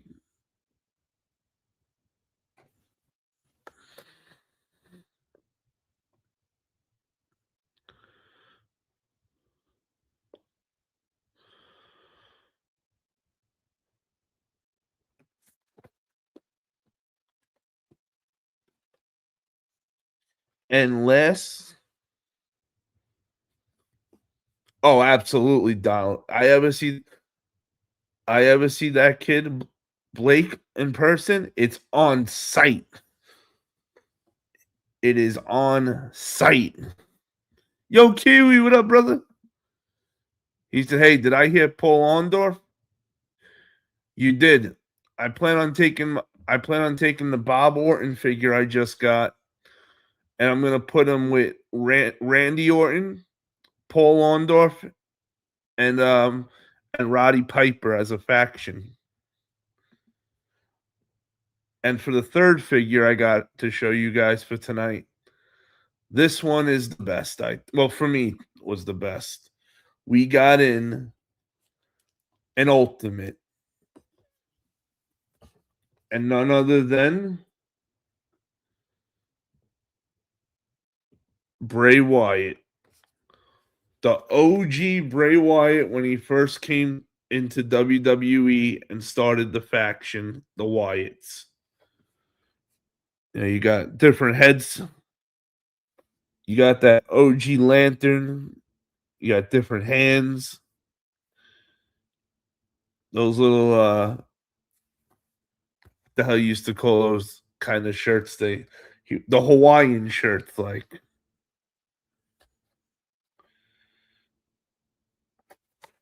And you can pose him to look like that also, which is cool.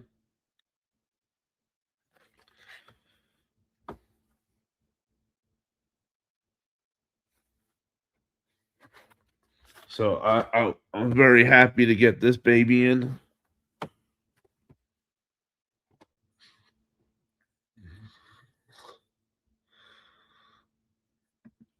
Blake needs some Sweet Chin.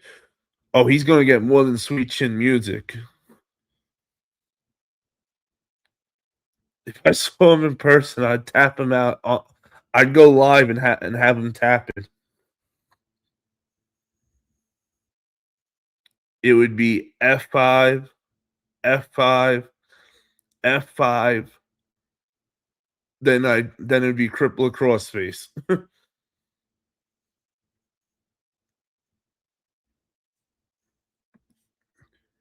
There's a 3-pack including Piper, Cowboy, and Orndorff. Yes.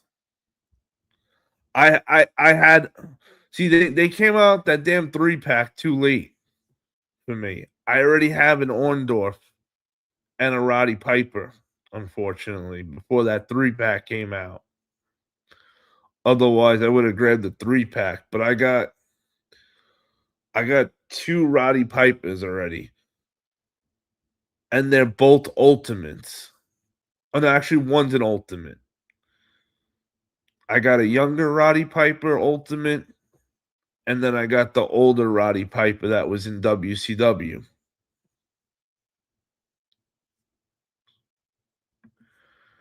Rey Mysterio is my childhood hero. Bro, I love. Oh, yo, big shout out to India, bro. India always comes through showing love. Yo, shout out to India. Let me too sweet you for that. Best manager ever. 1, Bobby Heaton. 2, Jimmy Cornette. Roman said he loves the Ultimate Collection Edition. Hell yeah, I'm a big Ultimate. I like all the Ultimates. If I could, I get all the Ultimates first. After Ultimates, I'll do defining moments, and then elites. I don't go below elite. Very rare will I get the one that's under elite. What happened to Ted DiBiase, the $1 Million Man? Everybody got a price. And Virgil, his bodyguard. Yo, his son should be doing that gimmick right now. I don't know why. I don't know why when the son was wrestling, he didn't try taking over, the $1 Million Man gimmick. It was such a good gimmick. And it was his father. Who better to be the next $1 Million Man? And I get everybody wants to do, I get these kids don't want to follow in their father's footsteps. They want to do their own thing. Okay, do your own thing. But if it fails, then please can you go to what works?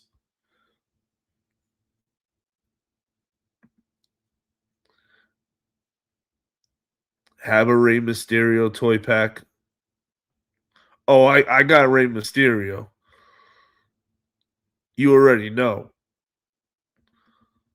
I'm gonna have Rey Mysterio, Eddie Guerrero, and Batista as a team.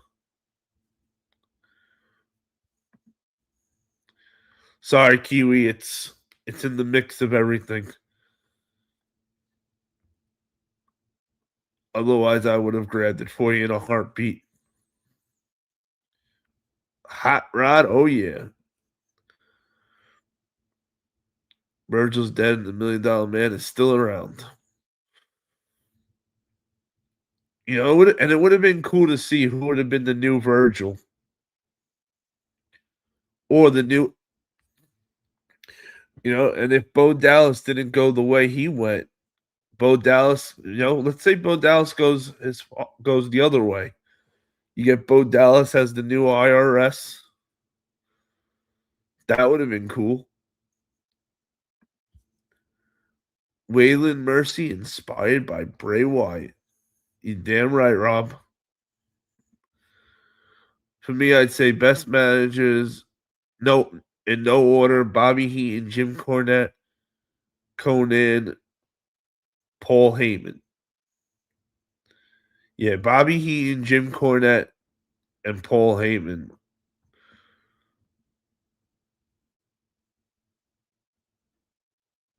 They're all goaded. Conan, see, for me, I like Conan more as I want Conan in the ring wrestling. Always liked Conan in the ring. Olale.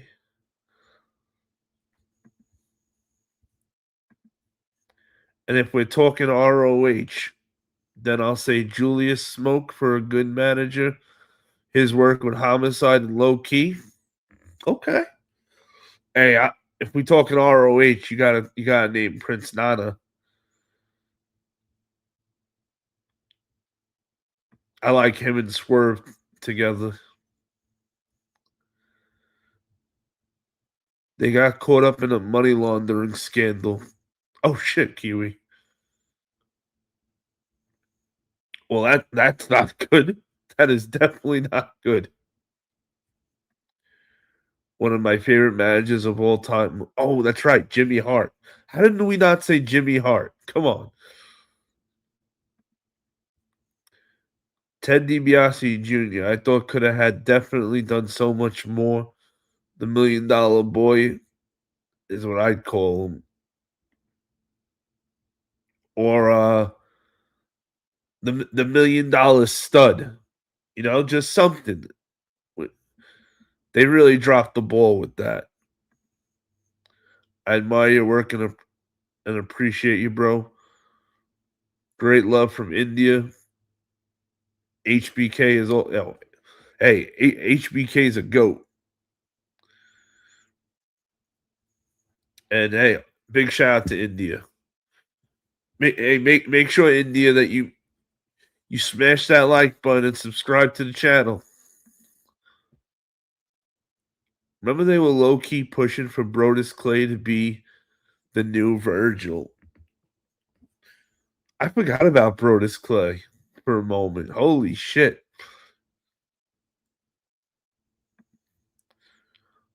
Oh, absolutely, Raw Man. Raw Man, I'm an only child. So you know what that means growing up. I was huge with the action figures, especially the wrestling figures. Whew. That's what I have such a love for it nowadays. You know, I wish I never got rid of them from back then. I wish I had them all still. Man, I always loved the wrestling figures. They were always my favorite. Them and like the Spider-Man figures, the GI Joes, and Star Wars. Those were the main ones. No, Dallas coming to collect from anyone who owed his dad. What a gimmick. Tell you, that would have been great seeing Bo Dallas as like IRS, as the new IRS.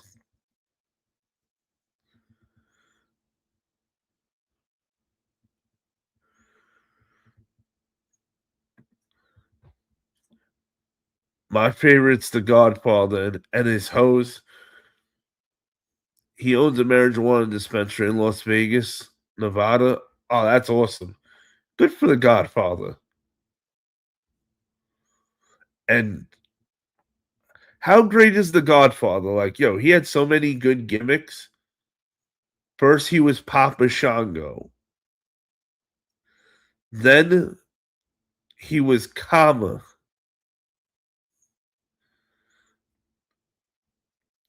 Then he was Kama again in the Nation of. I'm sorry, after Kama, I think he was still Kama when he was in the Nation of Domination. And then after that was the Godfather. Pimpin' ain't easy. You're damn right. At one point, it was a faction: Brodus Clay, Marcy, and Ted DiBiase Jr.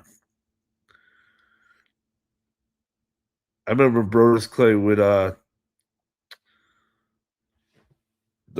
the two girls. what the hell's her name? Uso's wife.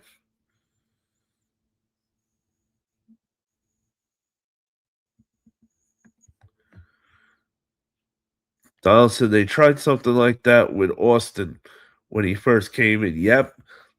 I remember they thought Stone Cold couldn't cut a promo. They thought he was bad with the mic. So they put Ted DiBiase to be his mouthpiece. And they made him the ringmaster, the $1 million champ. Yep. Hey, good thing Triple H, Scott Hall, HBK, and Kevin Nash. Good thing they all did the curtain call. If that moment never happens at Madison Square Garden, if they all didn't break kayfabe that day in Madison Square Garden, because now remember, Kevin Nash and Scott Hall left, so they couldn't get punished. Shawn Michaels is the world champion. He's not getting punished. So Triple H, aka Hunter Hearst Helmsley, is getting punished. He was supposed to win King of the Ring that year. Instead, he got punished, and Vince had Stone Cold win King of the Ring instead. And that was the King of the Ring where 316 was officially born. So it's absolutely amazing the things that happen. You know, if one thing doesn't happen, then that doesn't happen. And it's so crazy looking back on how these things played out. Like Peekaboo said, I remember in TNA when Conan said to James Storm, the next time you take your shirt off on national TV, I suggest you invest in a sports bra. Ooh, yo, that's cold work. That is straight cold work. I'm also a fan of HBK, Rey Mysterio. Do you think anyone can also become like them? Well,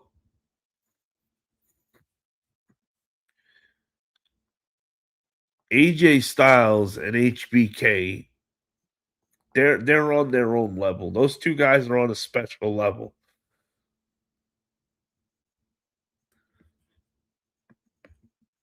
And Phoenix, Phoenix today could be the next Rey Mysterio. Maybe he's got the talent, but we have to see if his body could hold up to the way Ray has been in the business for as long as he has. Yep, Papa Shango, like goaded. Kama, Mustafa, Papa Shango, The Godfather, and The Godfather when he was. Oh, that's right, Right to Censor with Stevie Richards. I forgot that one for a moment.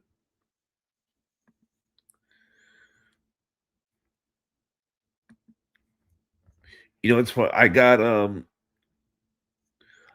his figure right now as I got the ultimate Papa Shango.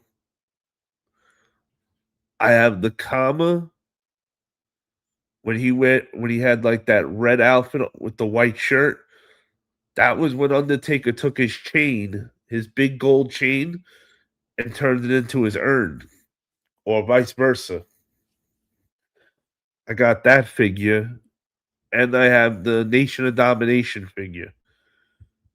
I plan on putting the Nation of Domination into full effect with the figures.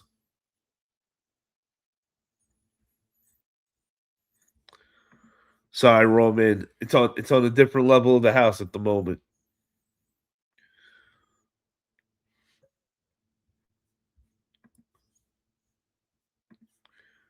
I remember the promo TNA with Eddie Kingston and Conan.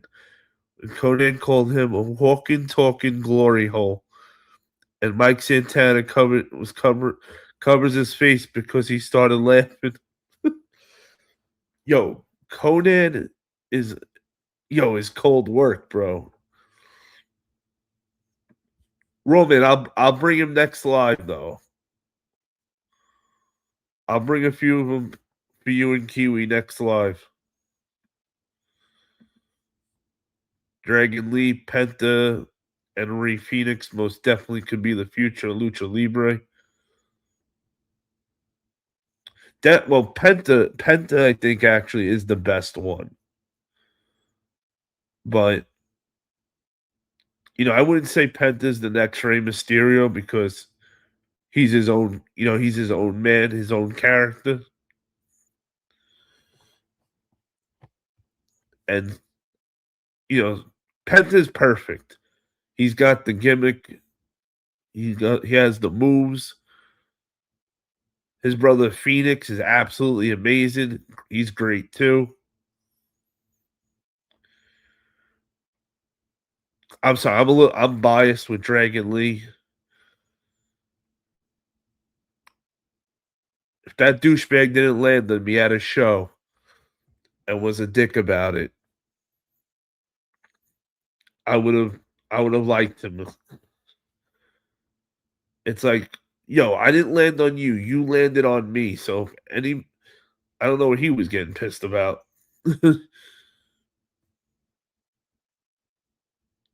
But don't worry, Roman. I promise I got you and Kiwi next wrestling live.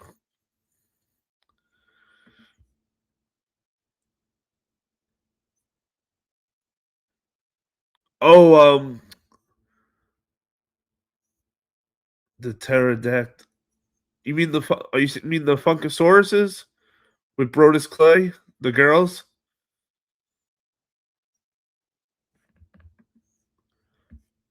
Or I like the old original Sin Cara. How good was he? Oh yeah, the original Sin Cara. I forgot his name. He went to C-Mill afterwards. The original.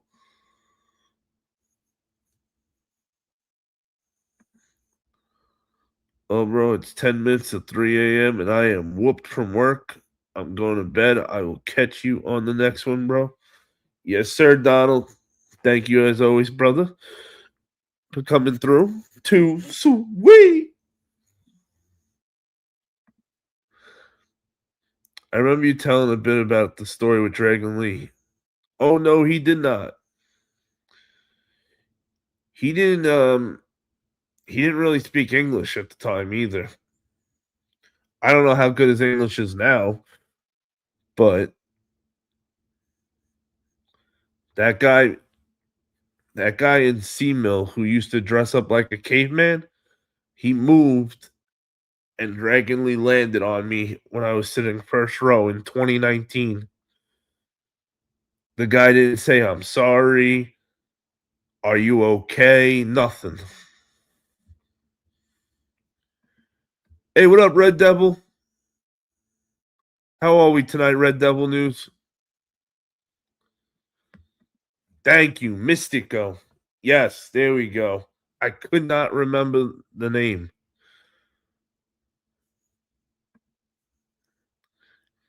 Good night, everyone. I gotta get sleep. Catch you on the next live. Yes, sir. We're gonna be live for 7 more minutes.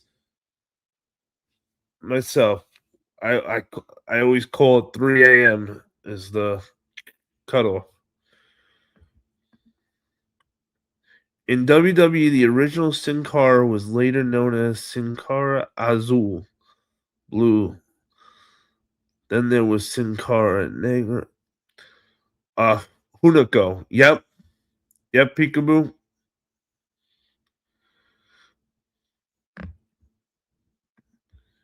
Hey, Red Devil, did you see any of Monday Night Raw tonight? The original Sin Cara should have been hired in WWE. Mystico is so good. Sometimes I wonder if it's the behind the scenes stuff that gets some of these guys fired because when some of these guys come out, they do such a great job out. The crowd loves them. So it makes you wonder, like, how does a guy like that get the boot? Now, I don't remember exactly who it was with, but I do remember, I think it was Sheamus. Sin Cara and Sheamus got into a few fights backstage. Not part of like an angle, I mean in real life. Because of Sheamus trying to be like a bully and Sin Cara not sticking up for himself.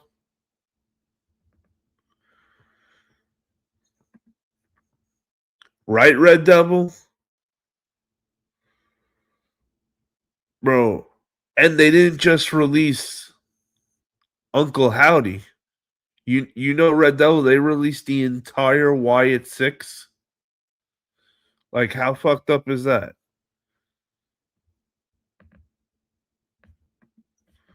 Oh, Red, trust me, you didn't miss anything tonight. All you needed to know was that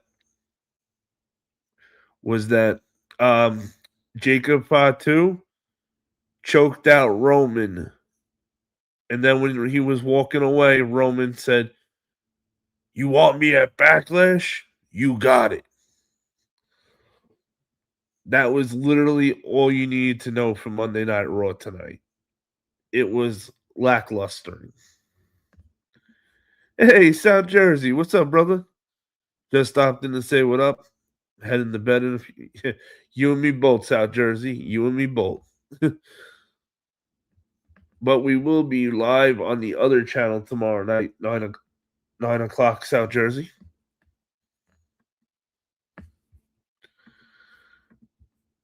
Bro, expecting like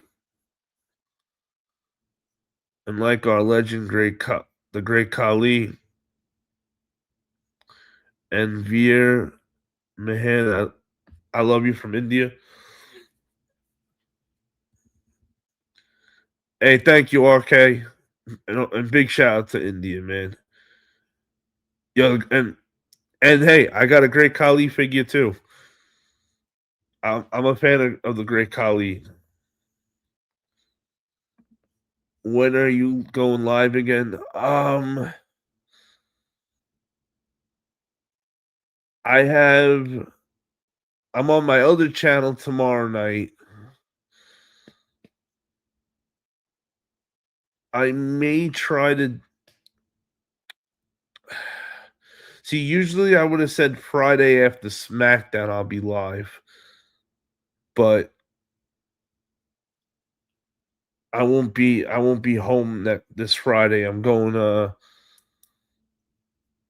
I'm going to a shoe event thing, so I might not be live again till Monday. I'm gonna try. I'm gonna try to get another night, one of these next nights soon. I may even, depending on what happens tomorrow night, I might even go live again after after I do the live on my other channel tomorrow. Depending on what time that ends, I may go live again on this channel tomorrow night too, and do like a double. Sheamus 6'4", Sin Cara 5'3". Not a good idea, Sin Cara. Well, hey, in Sin Cara's defense, Sheamus was the one being the jerk off. He was like a bully back then to certain people.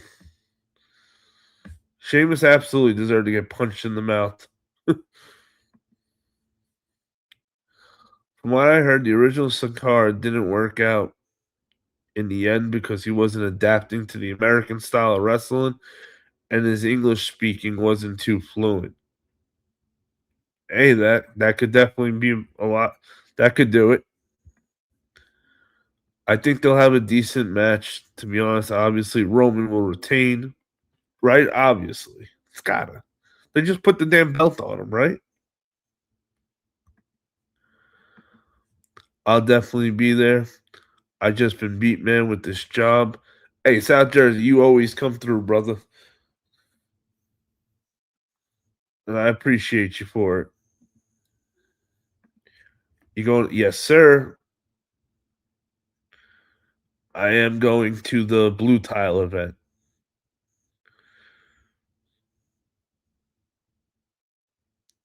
It's like an hour and a half, 2 hours from me, the event. But yeah, I'm going out there. If it was like an hour more, then I wasn't doing it. But I feel like it's in that range where I gotta go and check it out. I hope it's fun. Funico, they say it was released because he asked for his release because they weren't really using him.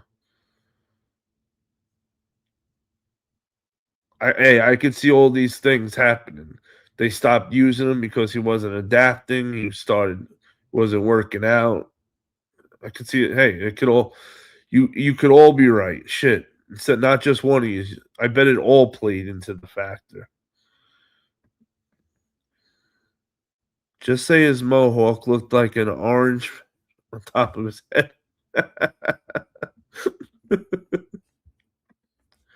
I heard about that supposed fight with Hunico and Sheamus. I don't know what that was all about. Also, I heard he got into it with Simon Gotch. Yeah, Sheamus, I knew it was Sheamus being a bully.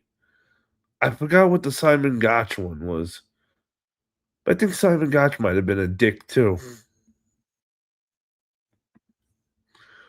Bro, when will you be live? I like talking to you. I'll call you my friend too. Subscribe more to your channel. More Ramus. Hey, thank you. Definitely subscribe to the channel, family. And India always comes through on these late night lives, and you guys are always super respectful. I always enjoy having you got anybody from India come through. Always enjoy it. You guys are always hella respectful and awesome. Hey, good luck on the blue tile event. Thank you. I, I got the Mr. Beard will be coming with me, and so will Boogie.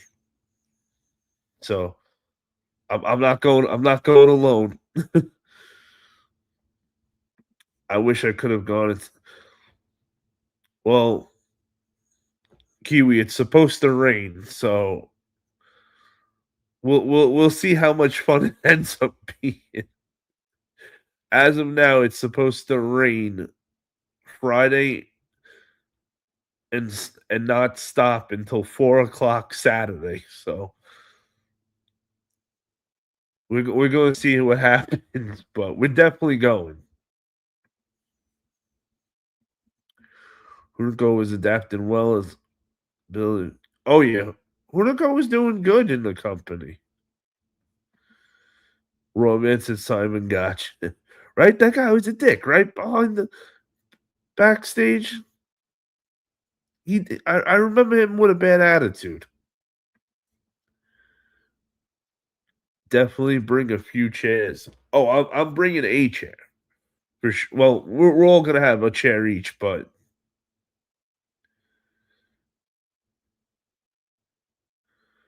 we're gonna see what happens.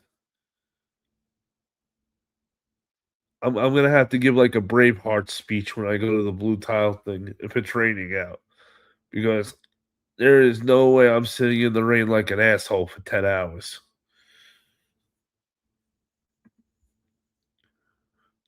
Are there any other matches on the card? Yes. Seth Rollins versus Braun Breaker is on the card. I think it's gonna be Liv Morgan versus Stephanie Valkyries on the card also. And I think it's only time until the Street Profits versus the Vision for the tag titles makes the card also because they've been teasing the shit out of that.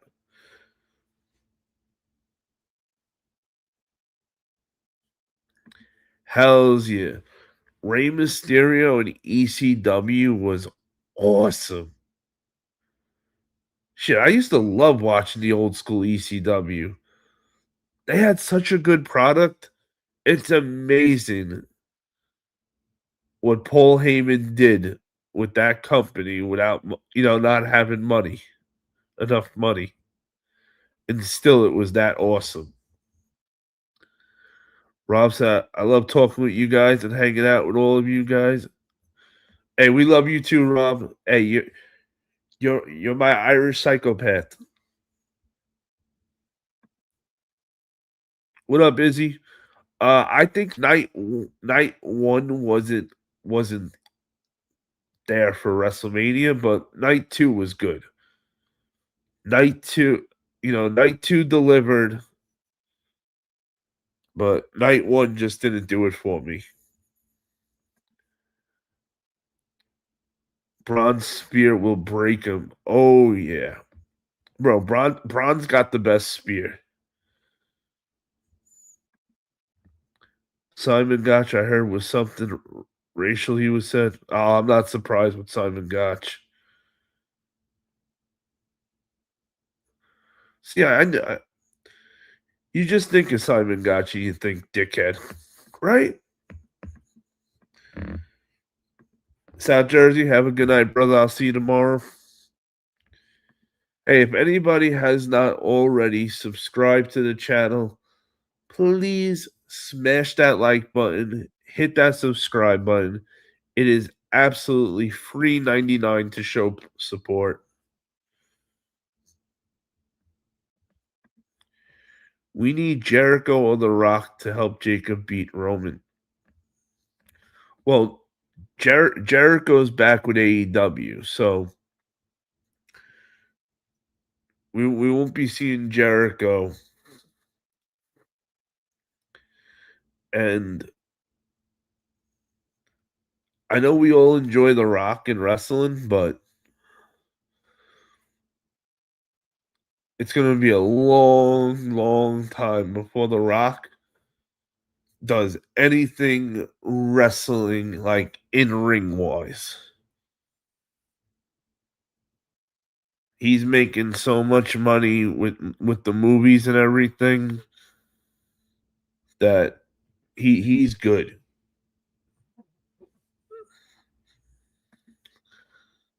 Gunther top heel right now. You think he should retire Brock?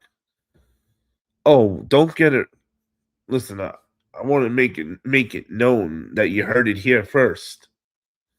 That Gunther will take on Brock at SummerSlam. It will happen. This whole thing with Brock retiring is an angle.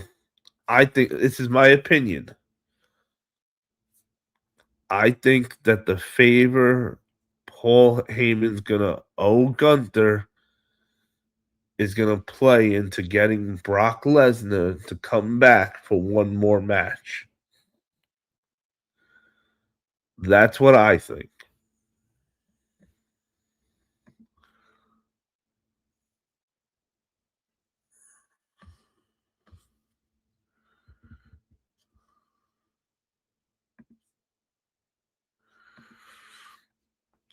No, right now there is no. Brock Lesnar is completely done with his contract, but he can always get re-signed for a weekend.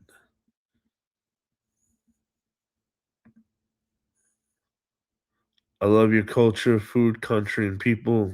Love from India. I think I have a dream to come to the USA and get US citizenship. That's incredible nation. Hey, if you could go to college or something, that would help you if you wanted to come over here and get your citizenship and all that started.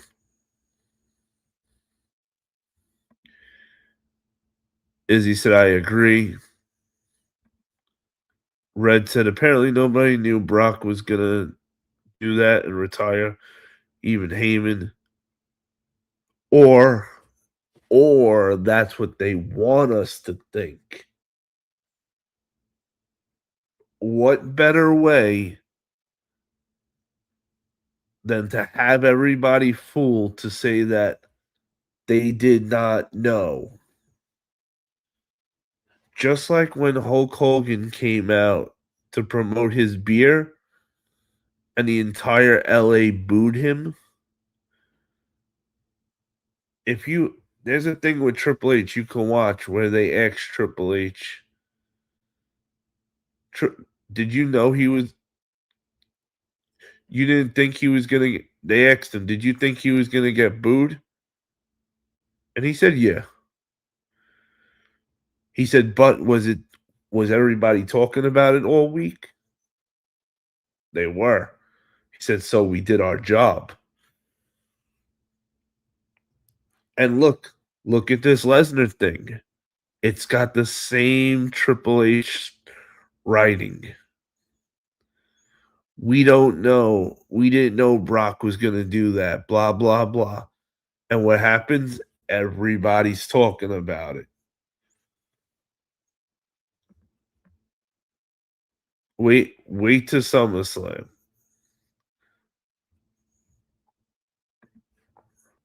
Red no, I meant did Jericho sign a new deal with Jericho signed a new deal with AEW. I don't know how long the deal is for, but he did re-sign with AEW, and unfortunately is not coming to WWE. I'm in India, but my heart usually beats more for the USA. Well, thank you. Well, thank you, India. Shout out to you. What do you think about Little Yachi supposedly signing with WWE?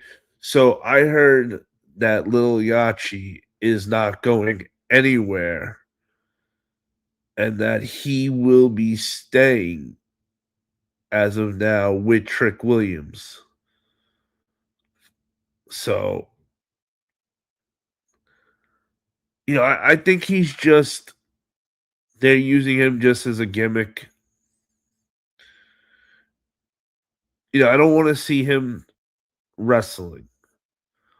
I want to just see him coming out with Trick Williams and interfering when he could. But I don't want to see Trick Williams and Little Yachi tagging up against two other wrestlers. I think, if we're gonna, that he should just be a manager. Let Trick Williams use him like a manager. That way there's no harm. Speaking of Hogan, whatever happened to his nephew, Horace Hogan? Why did he ever join the I have no idea actually what happened to the nephew.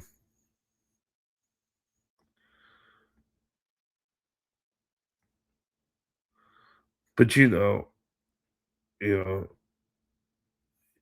he didn't have what Hulk had though.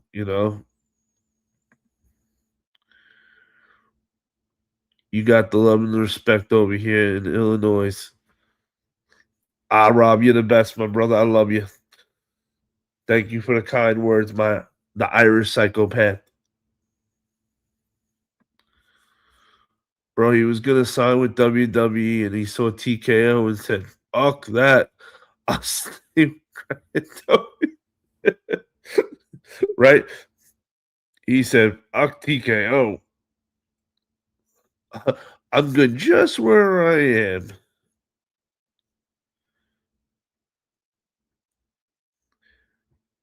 Plus, you know what? A lot of times these guys like to pretend like they're gonna leave to see if they can get people talking. Because look at Jericho, for instance. There was so much interest from the fans for Jericho that I'm sure Jericho used that power from the fans for his contract. What better way to get a better contract, right?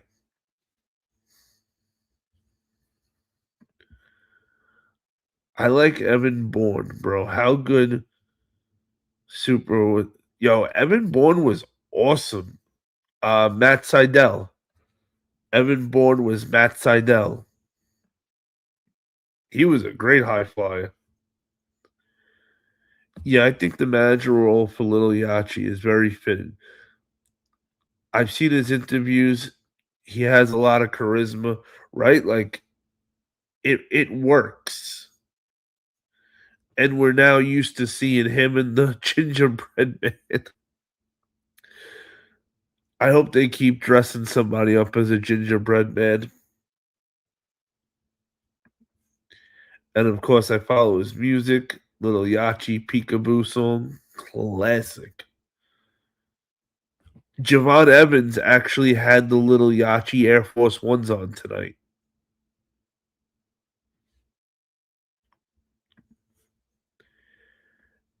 MJF though, he wants to come to us. No, no, no. MJF is happy. MJF loves AEW because he knows that that's his company. You know, MJF, he knows he's the best. If AEW ever lets MJF go to WWE, ooh, that would be such a blow to AEW. Huge, huge W for WWE if they ever get MJF. But MJF loves the freedom he gets in AEW because MJF can't be MJF without the freedom to make his own promos, to do it right off the top. Good night, Jack. Good night, Hunter. I gotta be up in an hour. Oh, damn, Kiwi. I'm sorry to hear that you gotta be up that early. Shit. Have a good night, brother. I'll see you tomorrow night, Kiwi.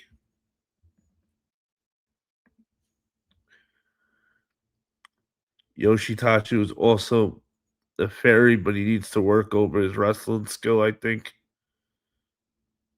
Oh, yeah. Absolutely. Red said, earmuffs, Tony. I don't want to work with kids anymore. Imagine. Bro, that would be so funny. Shit, there was another guy I was gonna say too. I just like drew a blank on the topic of MJF.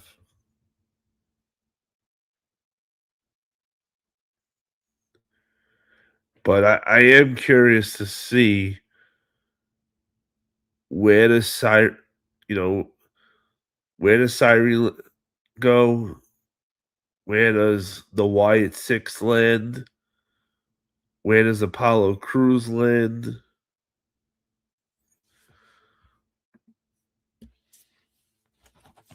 You know, out of the 23 talents that were let go,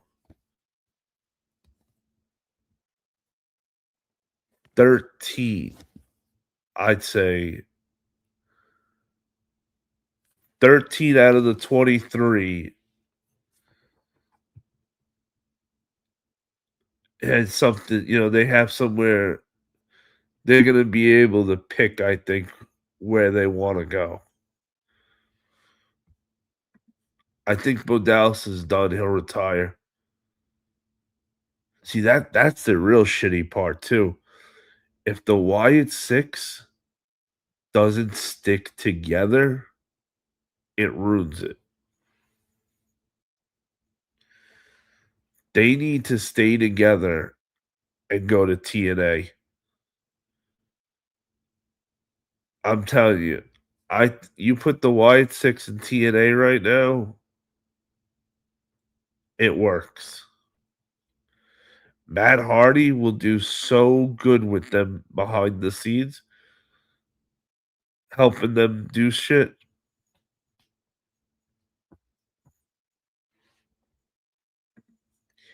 he can't be Uncle Howdy anymore. What will his name be? LOL. Well, it all depends on if he owns the name or not. That also would be a big thing too, because we don't know what intellectual property is owned and not owned.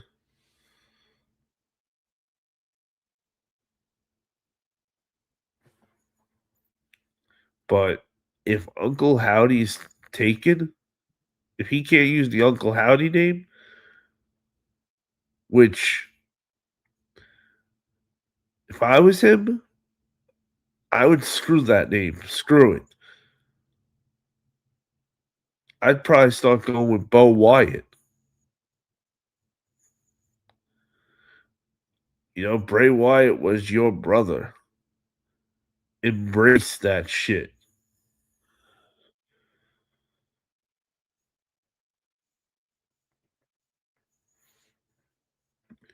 If WWE owns Uncle Howdy, then if he goes to TNA, maybe he could use Uncle Howdy. Or use Uncle Housey.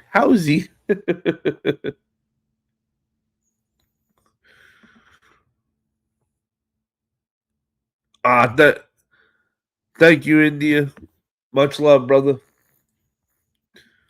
Yeah, Bo Rotunda. That ain't doing it. I know it's his real name, but and at least for Bo Dallas, or should we say Bo Rotunda, he's got an opportunity. If the Wyatt Six don't want to stick together, but he still wants to wrestle, he could always follow in his father's footsteps and be the new IRS.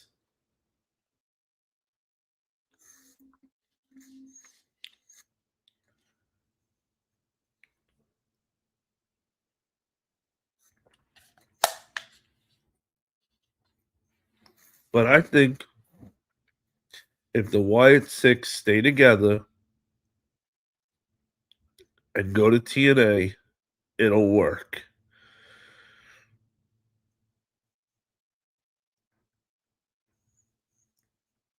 And I'm sure they could finesse, with the names. I know they're gonna have to change a lot of the names around, but good, let them change some of the names. Bo Derek, Bo Derek. Okay, I lied. I'm back for a little bit anyway. I love it, brother. I love it. Why do, why WWE did not organize a dream match of Undertaker? Oh, I'll be red in the face forever. And for the record, Sting wanted the match. When they asked Sting who he wanted to work with, that was his first choice. They told him Undertaker wasn't available. So, as even though I'm more of an Undertaker fan than Sting,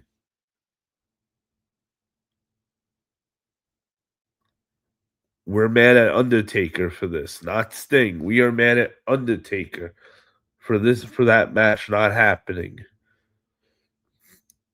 The guy came back and did how many matches? We couldn't get one with him and Sting? And why? I don't understand it because in what world does WWE not have Undertaker go over on Sting in the end, right?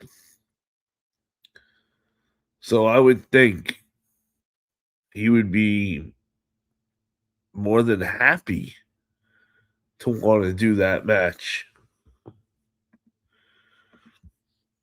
I don't think any of them will be able to use their names in WWE. I think Bo Rotunda seems fitting. He could go to TNA, build up.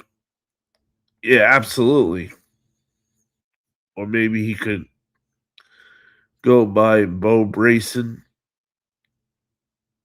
Last time I think would be nice. Homage to Bray Wyatt.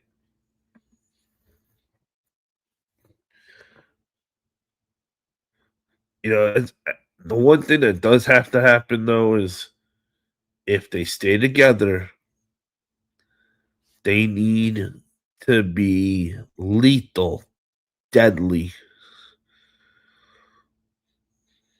scary. And what better time than right now? That's all TNA needs right now is they need more talent. They just got EC3 back. That's a good talent right there for TNA. If they pick up the Wyatt 6, that would be great. They're gonna probably take the Motor City Machine Guns. It's another great tag team. TNA could come out huge right now with these releases. If I'm TNA, I'm going after all the top names.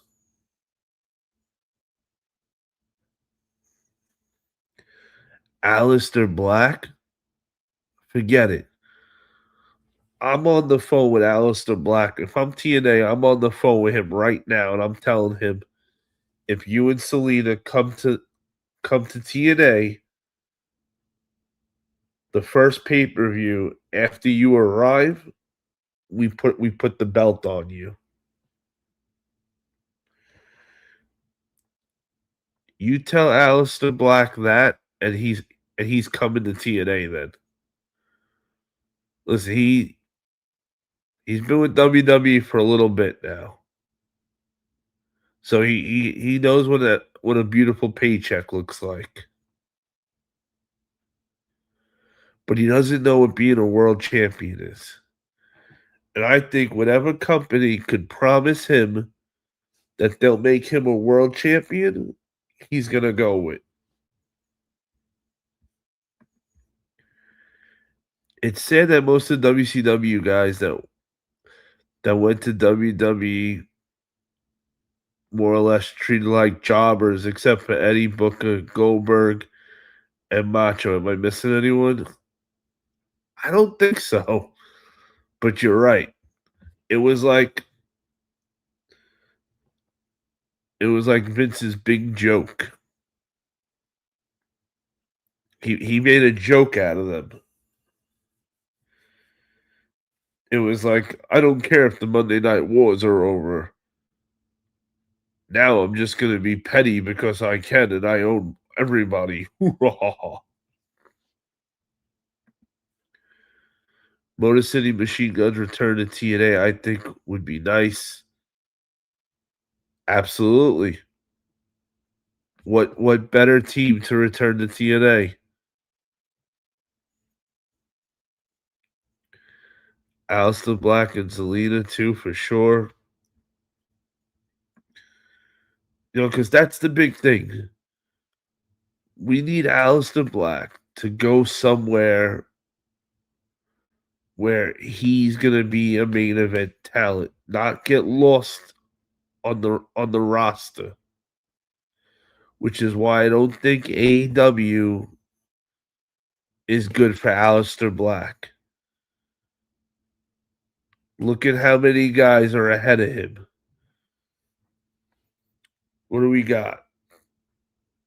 Kenny Omega, Jon Moxley, Will Ospreay, Andrade, MJF, Darby Allin, Brody Lee.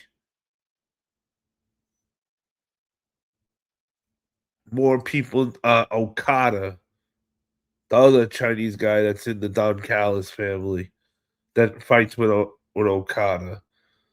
Bobby Lashley. Swerve. These are all just, and this is just off top of the head, real quick, naming those guys. Aleister Black doesn't stand out in AEW like he would stand out in TNA.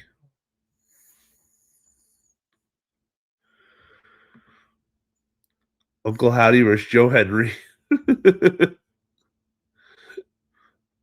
Yeah, let's see Joe Henry make a song out of that. Hey, what up, Hitman? Welcome to the channel. Hope you're having a good week. Did you watch Monday Night Raw? Benoit was loved in India. What a fantastic match! It's Benoit is a true shame. It's a true shame what happened with Benoit. If that shit outside of wrestling never happened with Benoit, forget it. He would be in the Hall of Fame right now. Everybody would be talking about him still to this day.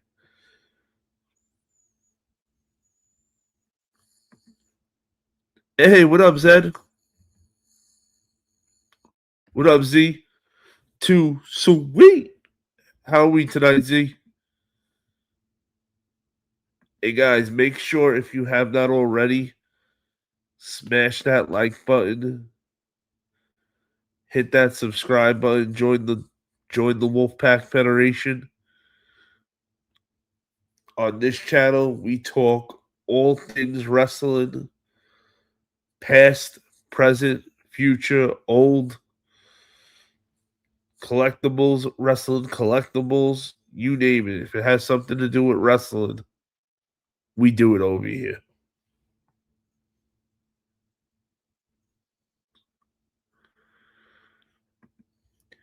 What happened with Benoit's son, David Benoit? I heard he started training for wrestling a few years. So actually, just recently, there was a picture. I forgot who was in the picture with him, but it was AEW guys with him. I'm not exactly sure what he's doing, if he's still training. I hope he is, because you know I would love to see him come into the business and wrestle. You know, everything that happened, it's not his fault.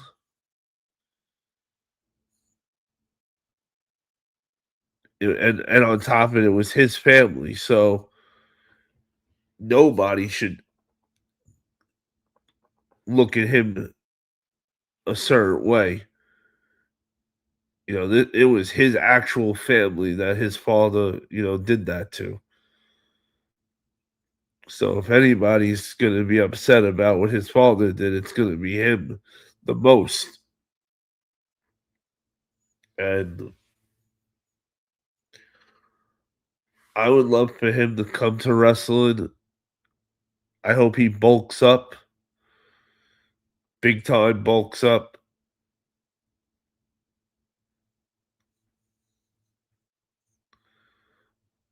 I'd love to see someone be able to cheer the Benoit name again.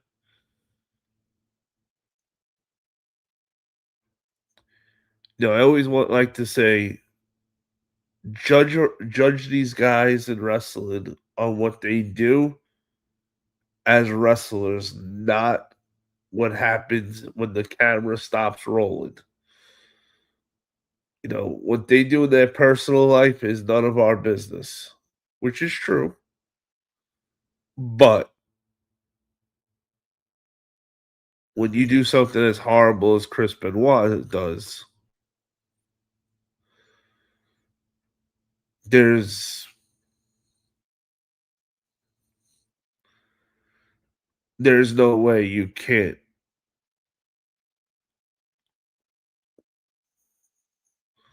let something like that just go. What he did was horrible. The most horrible thing he could have done, he did.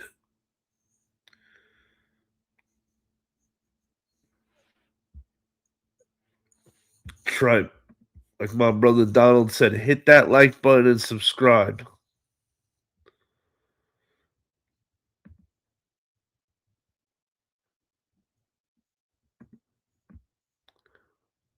I saw that it was a recent photo of Dave Benoit with Chris Jericho and Edge. There we go. Yep, there we go. I don't really like MPV. Oh, MVP from the Hurt Business. How come? Raw Man said like Lex Luger.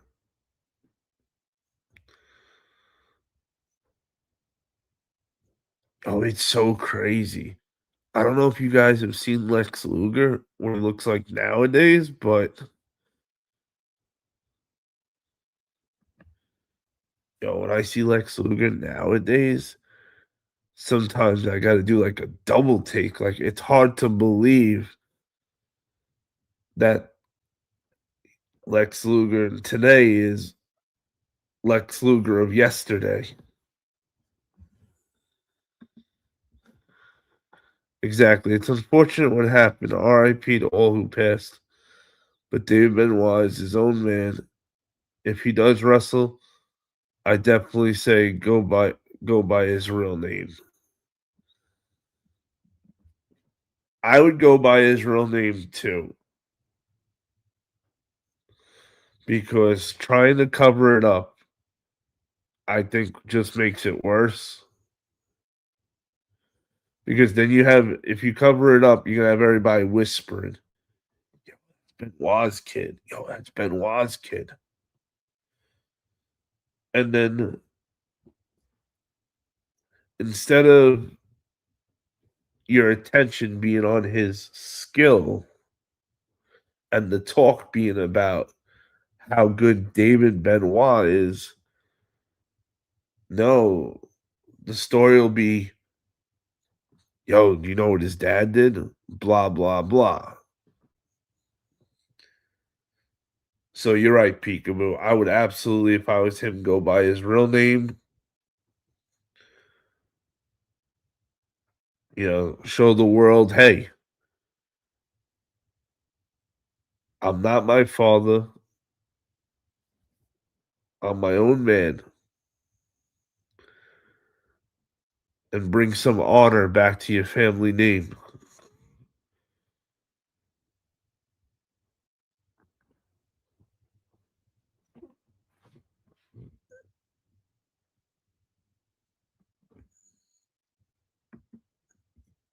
I've seen Luger looks nowadays, right? It is something for sure. Yep. Oh yeah, Roman. Yep, he's in a wheelchair. He can't even walk anymore, unfortunately. Do you know Veer Mahan? Veer Mahan, sir. I'm not sure. I don't want to butcher it on you, India.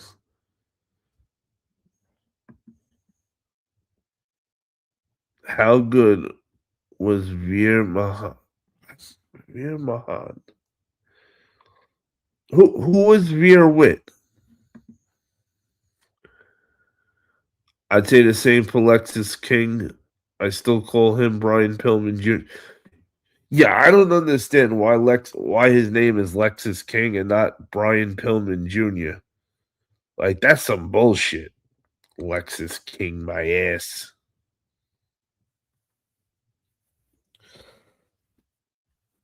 He is always gonna be a Pillman to me. Or better yet, why is the Heart Foundation not in NXT? Could someone explain that to me? Why has WWE not bring in Teddy Hart, Bulldog son Davey, and Pillman, and put the three of them together in a faction as the Hart Foundation? And then let's make it one step close even better. Since they don't do anything with Natalia on screen anyway, bring her back into dropping down to NXT where she can train talent like she is and on screen be the leader of the Hart Foundation.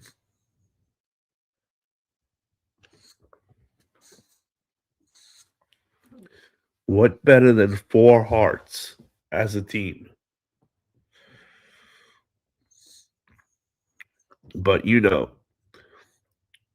Triple H probably don't want to do that. Every chance Bret Hart gets to talk about Triple H, it's shots fired. Lex Luger had a lot of drug problems and was arrested 100 times. Plus, he was involved in the death of Miss Elizabeth and still made the WWE Hall of Fame. So never say never. That is true. Never say never is right. Teddy Hart is a nut job. 100%. But hey, he was a good wrestler. He's a good wrestler too. And this is where I liked this is where I liked MLW because MLW for a while had the Hart Foundation. They had the three of them together as a faction, and it was cool to see.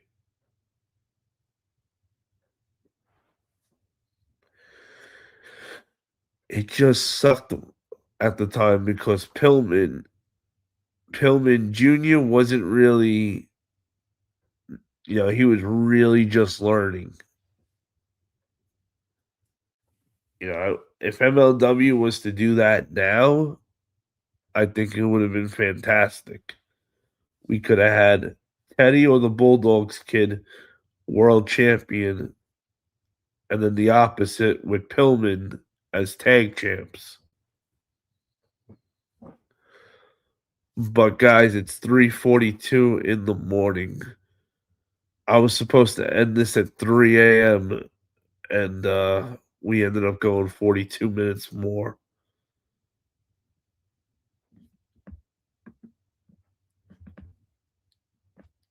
I'll stay a few more minutes. Same with Braun Breaker. I always call him the Bronson Steiner. It's hard when you got these guys with all like the same names. It starts to sound like it starts feeling like you're saying one name. You got Braun Breaker, Brunson Reed.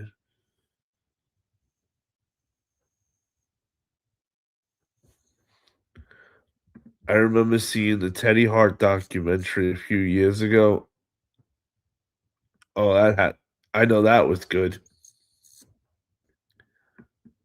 I'm trying to think of what the last Teddy Hart documentary was I seen.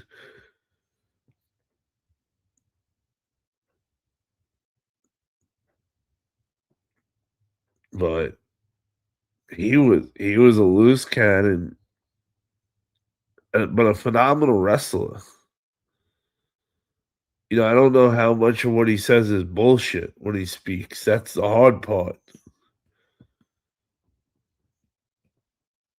The way he talks about and said WWE wanted to bring him in, brought him in for this and that, and bebop boom, and then whatever went to shit, he's out the room.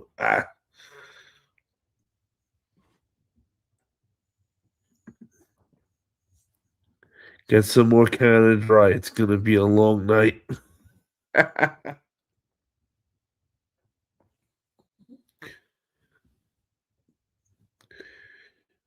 You know what? Give me a second. I'm gonna get some more to drink, and I'll stay live till 4. Instead of calling it in a minute or two, I'll stay live for another 15, 20 minutes. Hold on. Let me get a drink. You guys can thank Donald for that.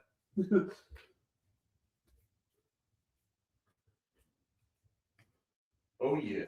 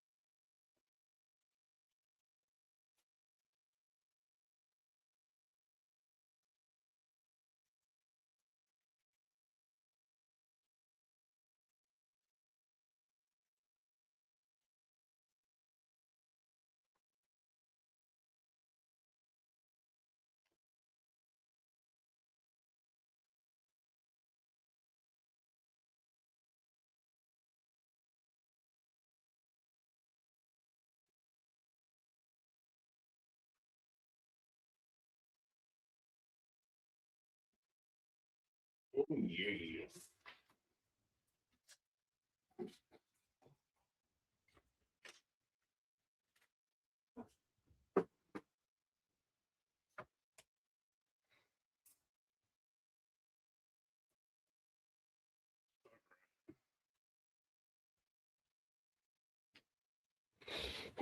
Oh, and we're back with some Canada Dry, baby.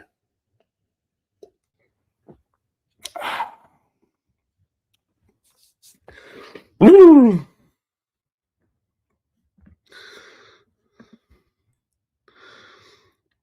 Veer Mahan. Oh, I think I remember now who Veer Mahan is. He came out with Jinder Mahal, right? When Jinder Mahal had those two guys with him.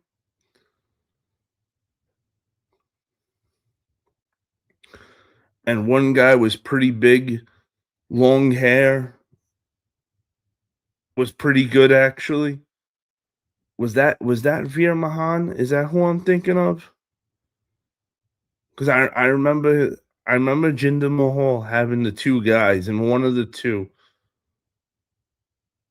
ended up lasting a lot longer than the other one, and he was actually pretty good. He had a good size to him and everything. I really thought if it's the same guy, I really thought he was going to be like the next Jinder Mahal. He was a pitcher, the $1 million arm. Hmm.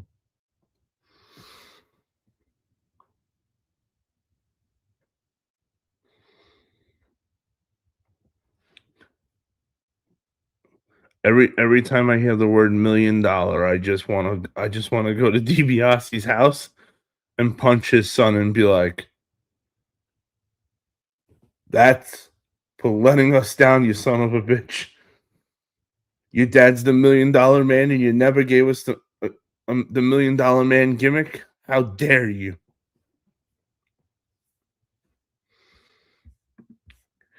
Jinder Mahal and the Bollywood boys with him. Then when they left, they had Shanky Sai and Veer Mahan. Okay, yeah. I didn't mean not the Bollywood boys. Them I remember. They were tiny. But yes, okay, that was Veer Mahan.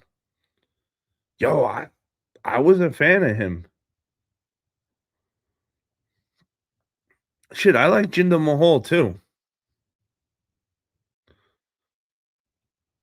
I think when Jinder Mahal got fired and came back brolic, I loved it.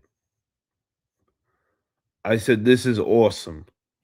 All this guy needs is like a real faction." And then they gave him a real faction. I don't know what happened with him.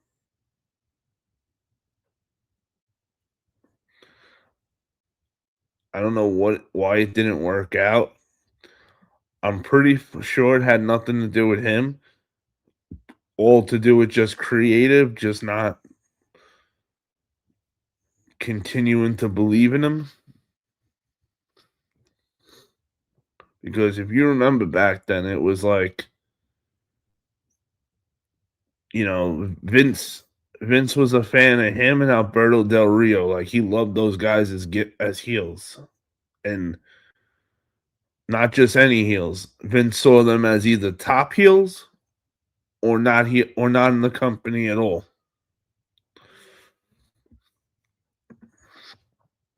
But I don't know. I do wonder where whatever happened with Jinder Mahal. Like, where is he now?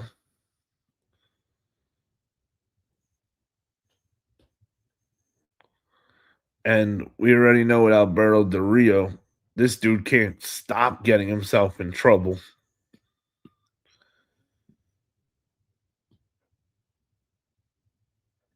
I'm so shocked that Alberto Del Rio never went to like an AEW, an ROH, a New Japan. or even CMIL. The minute I had to drop the AAA title because they just sold to WWE and WWE don't want me here, the minute that would have happened, I would have been on the phone with CMIL and been like, "Hey,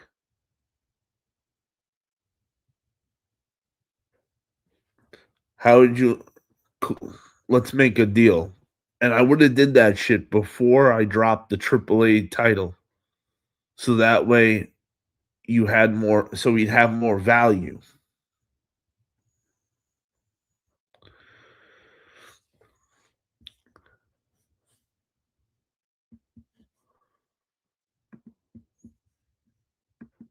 What do you guys think?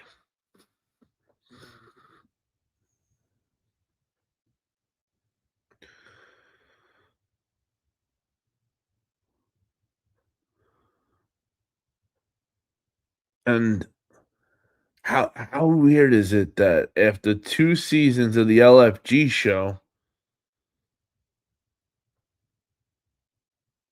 that one of the female winners of the show now got released. I think that's a bad look for WWE to let you just won LFG and in a few months we're gonna fire you. Like, wait, what? You just put them on a show where people got to learn who they were, what their name is,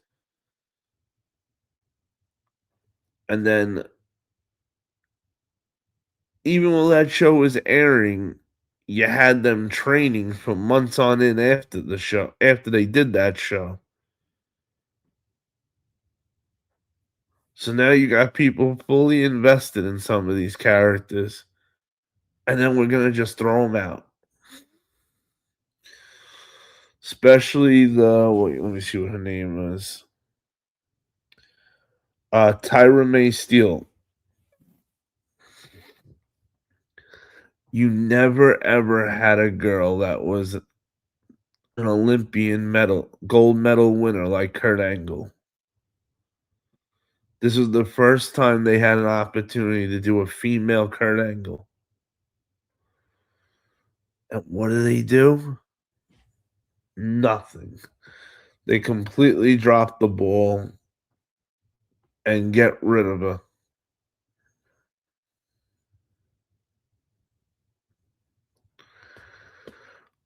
Damn.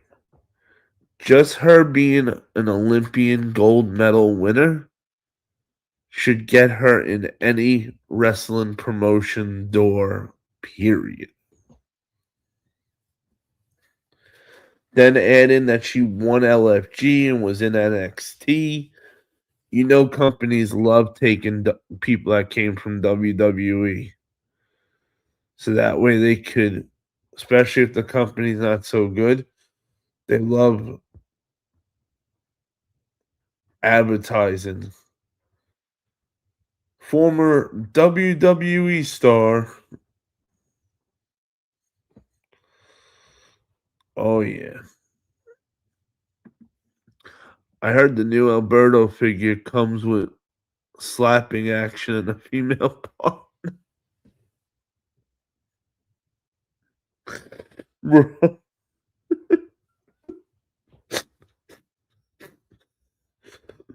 Comment of the night officially goes to Donald. Too sweet. That is absolutely comment of the night. Hands down. That is great. That's fucking great, bro. Come on.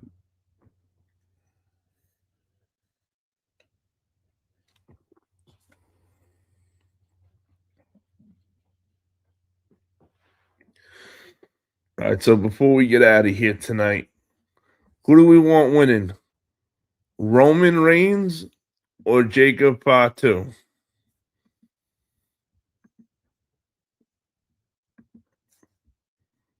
Which way are we going with it?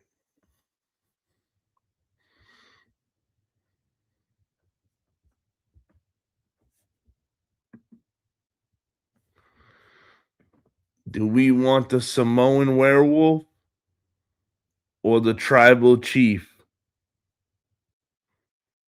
as our world champion? And shit, WWE, can you please explain to all of us, the fans, why Jacob Fatu, who's a SmackDown wrestler, isn't going for the world heavyweight title from which Cody holds on what channel? On SmackDown. Why is he coming over to Raw challenging Roman? It makes no sense.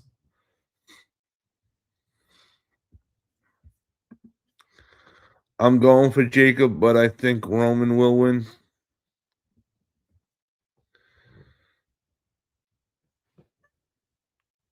It's hard to pick between these two.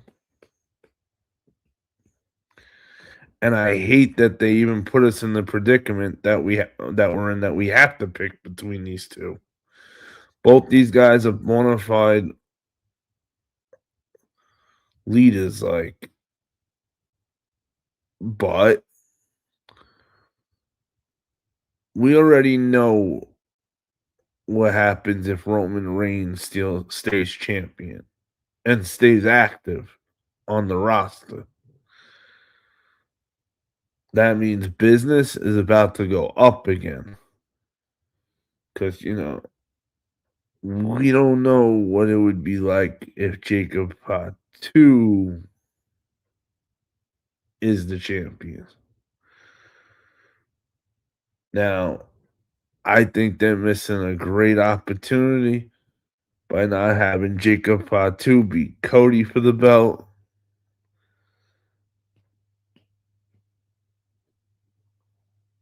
I think that would have been a great opportunity to have Jacob Fatu and Roman Reigns both world champions.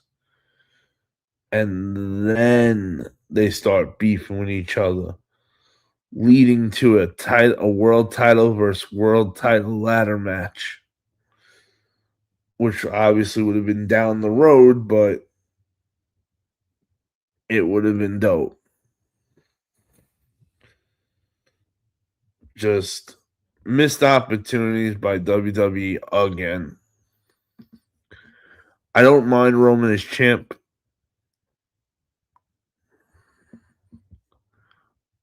but he has to be there almost every week, not just once. Exactly. That's where I'm at with it too. How often is Roman going to be there? So far, 2 weeks in a row, I'm happy. If he can't give us every week, but gives us 3 out of the 4 weeks, like, I ain't mad at that either.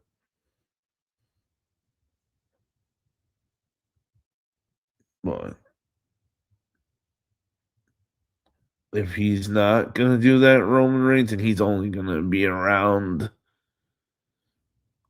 say,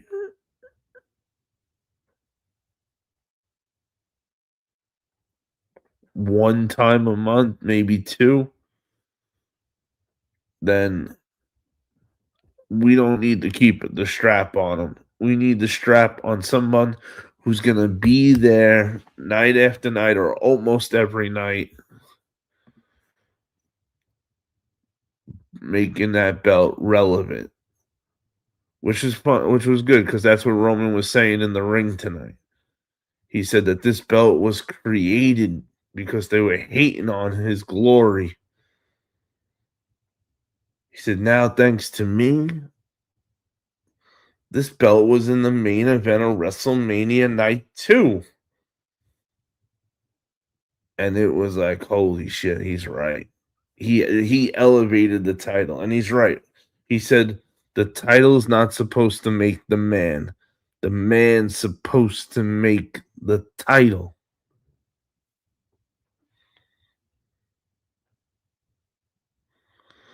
But on that note, it's 4 a.m. We went an hour longer than usual. Thank you, everybody, as always, for coming through. Make sure if you have not already, smash that like button on the way out. If you haven't subscribed, please subscribe. And please tell a friend to tell a friend so we can be friends. Because, not only do we have Carl Anderson reposting our stories, we had Luke Gallows also reposting your boy's stories. So I want to grow this channel some more because I want to reach out to the good brothers and ask them about, hey, would you guys maybe be interested in coming on the live one night? But I know for us to get that yes from them, we got to get the numbers up. So please, everybody, tell a friend to tell a friend, so that way we can all be friends. And as always, everybody, stay hunting, and I'll catch everybody on the next one. To so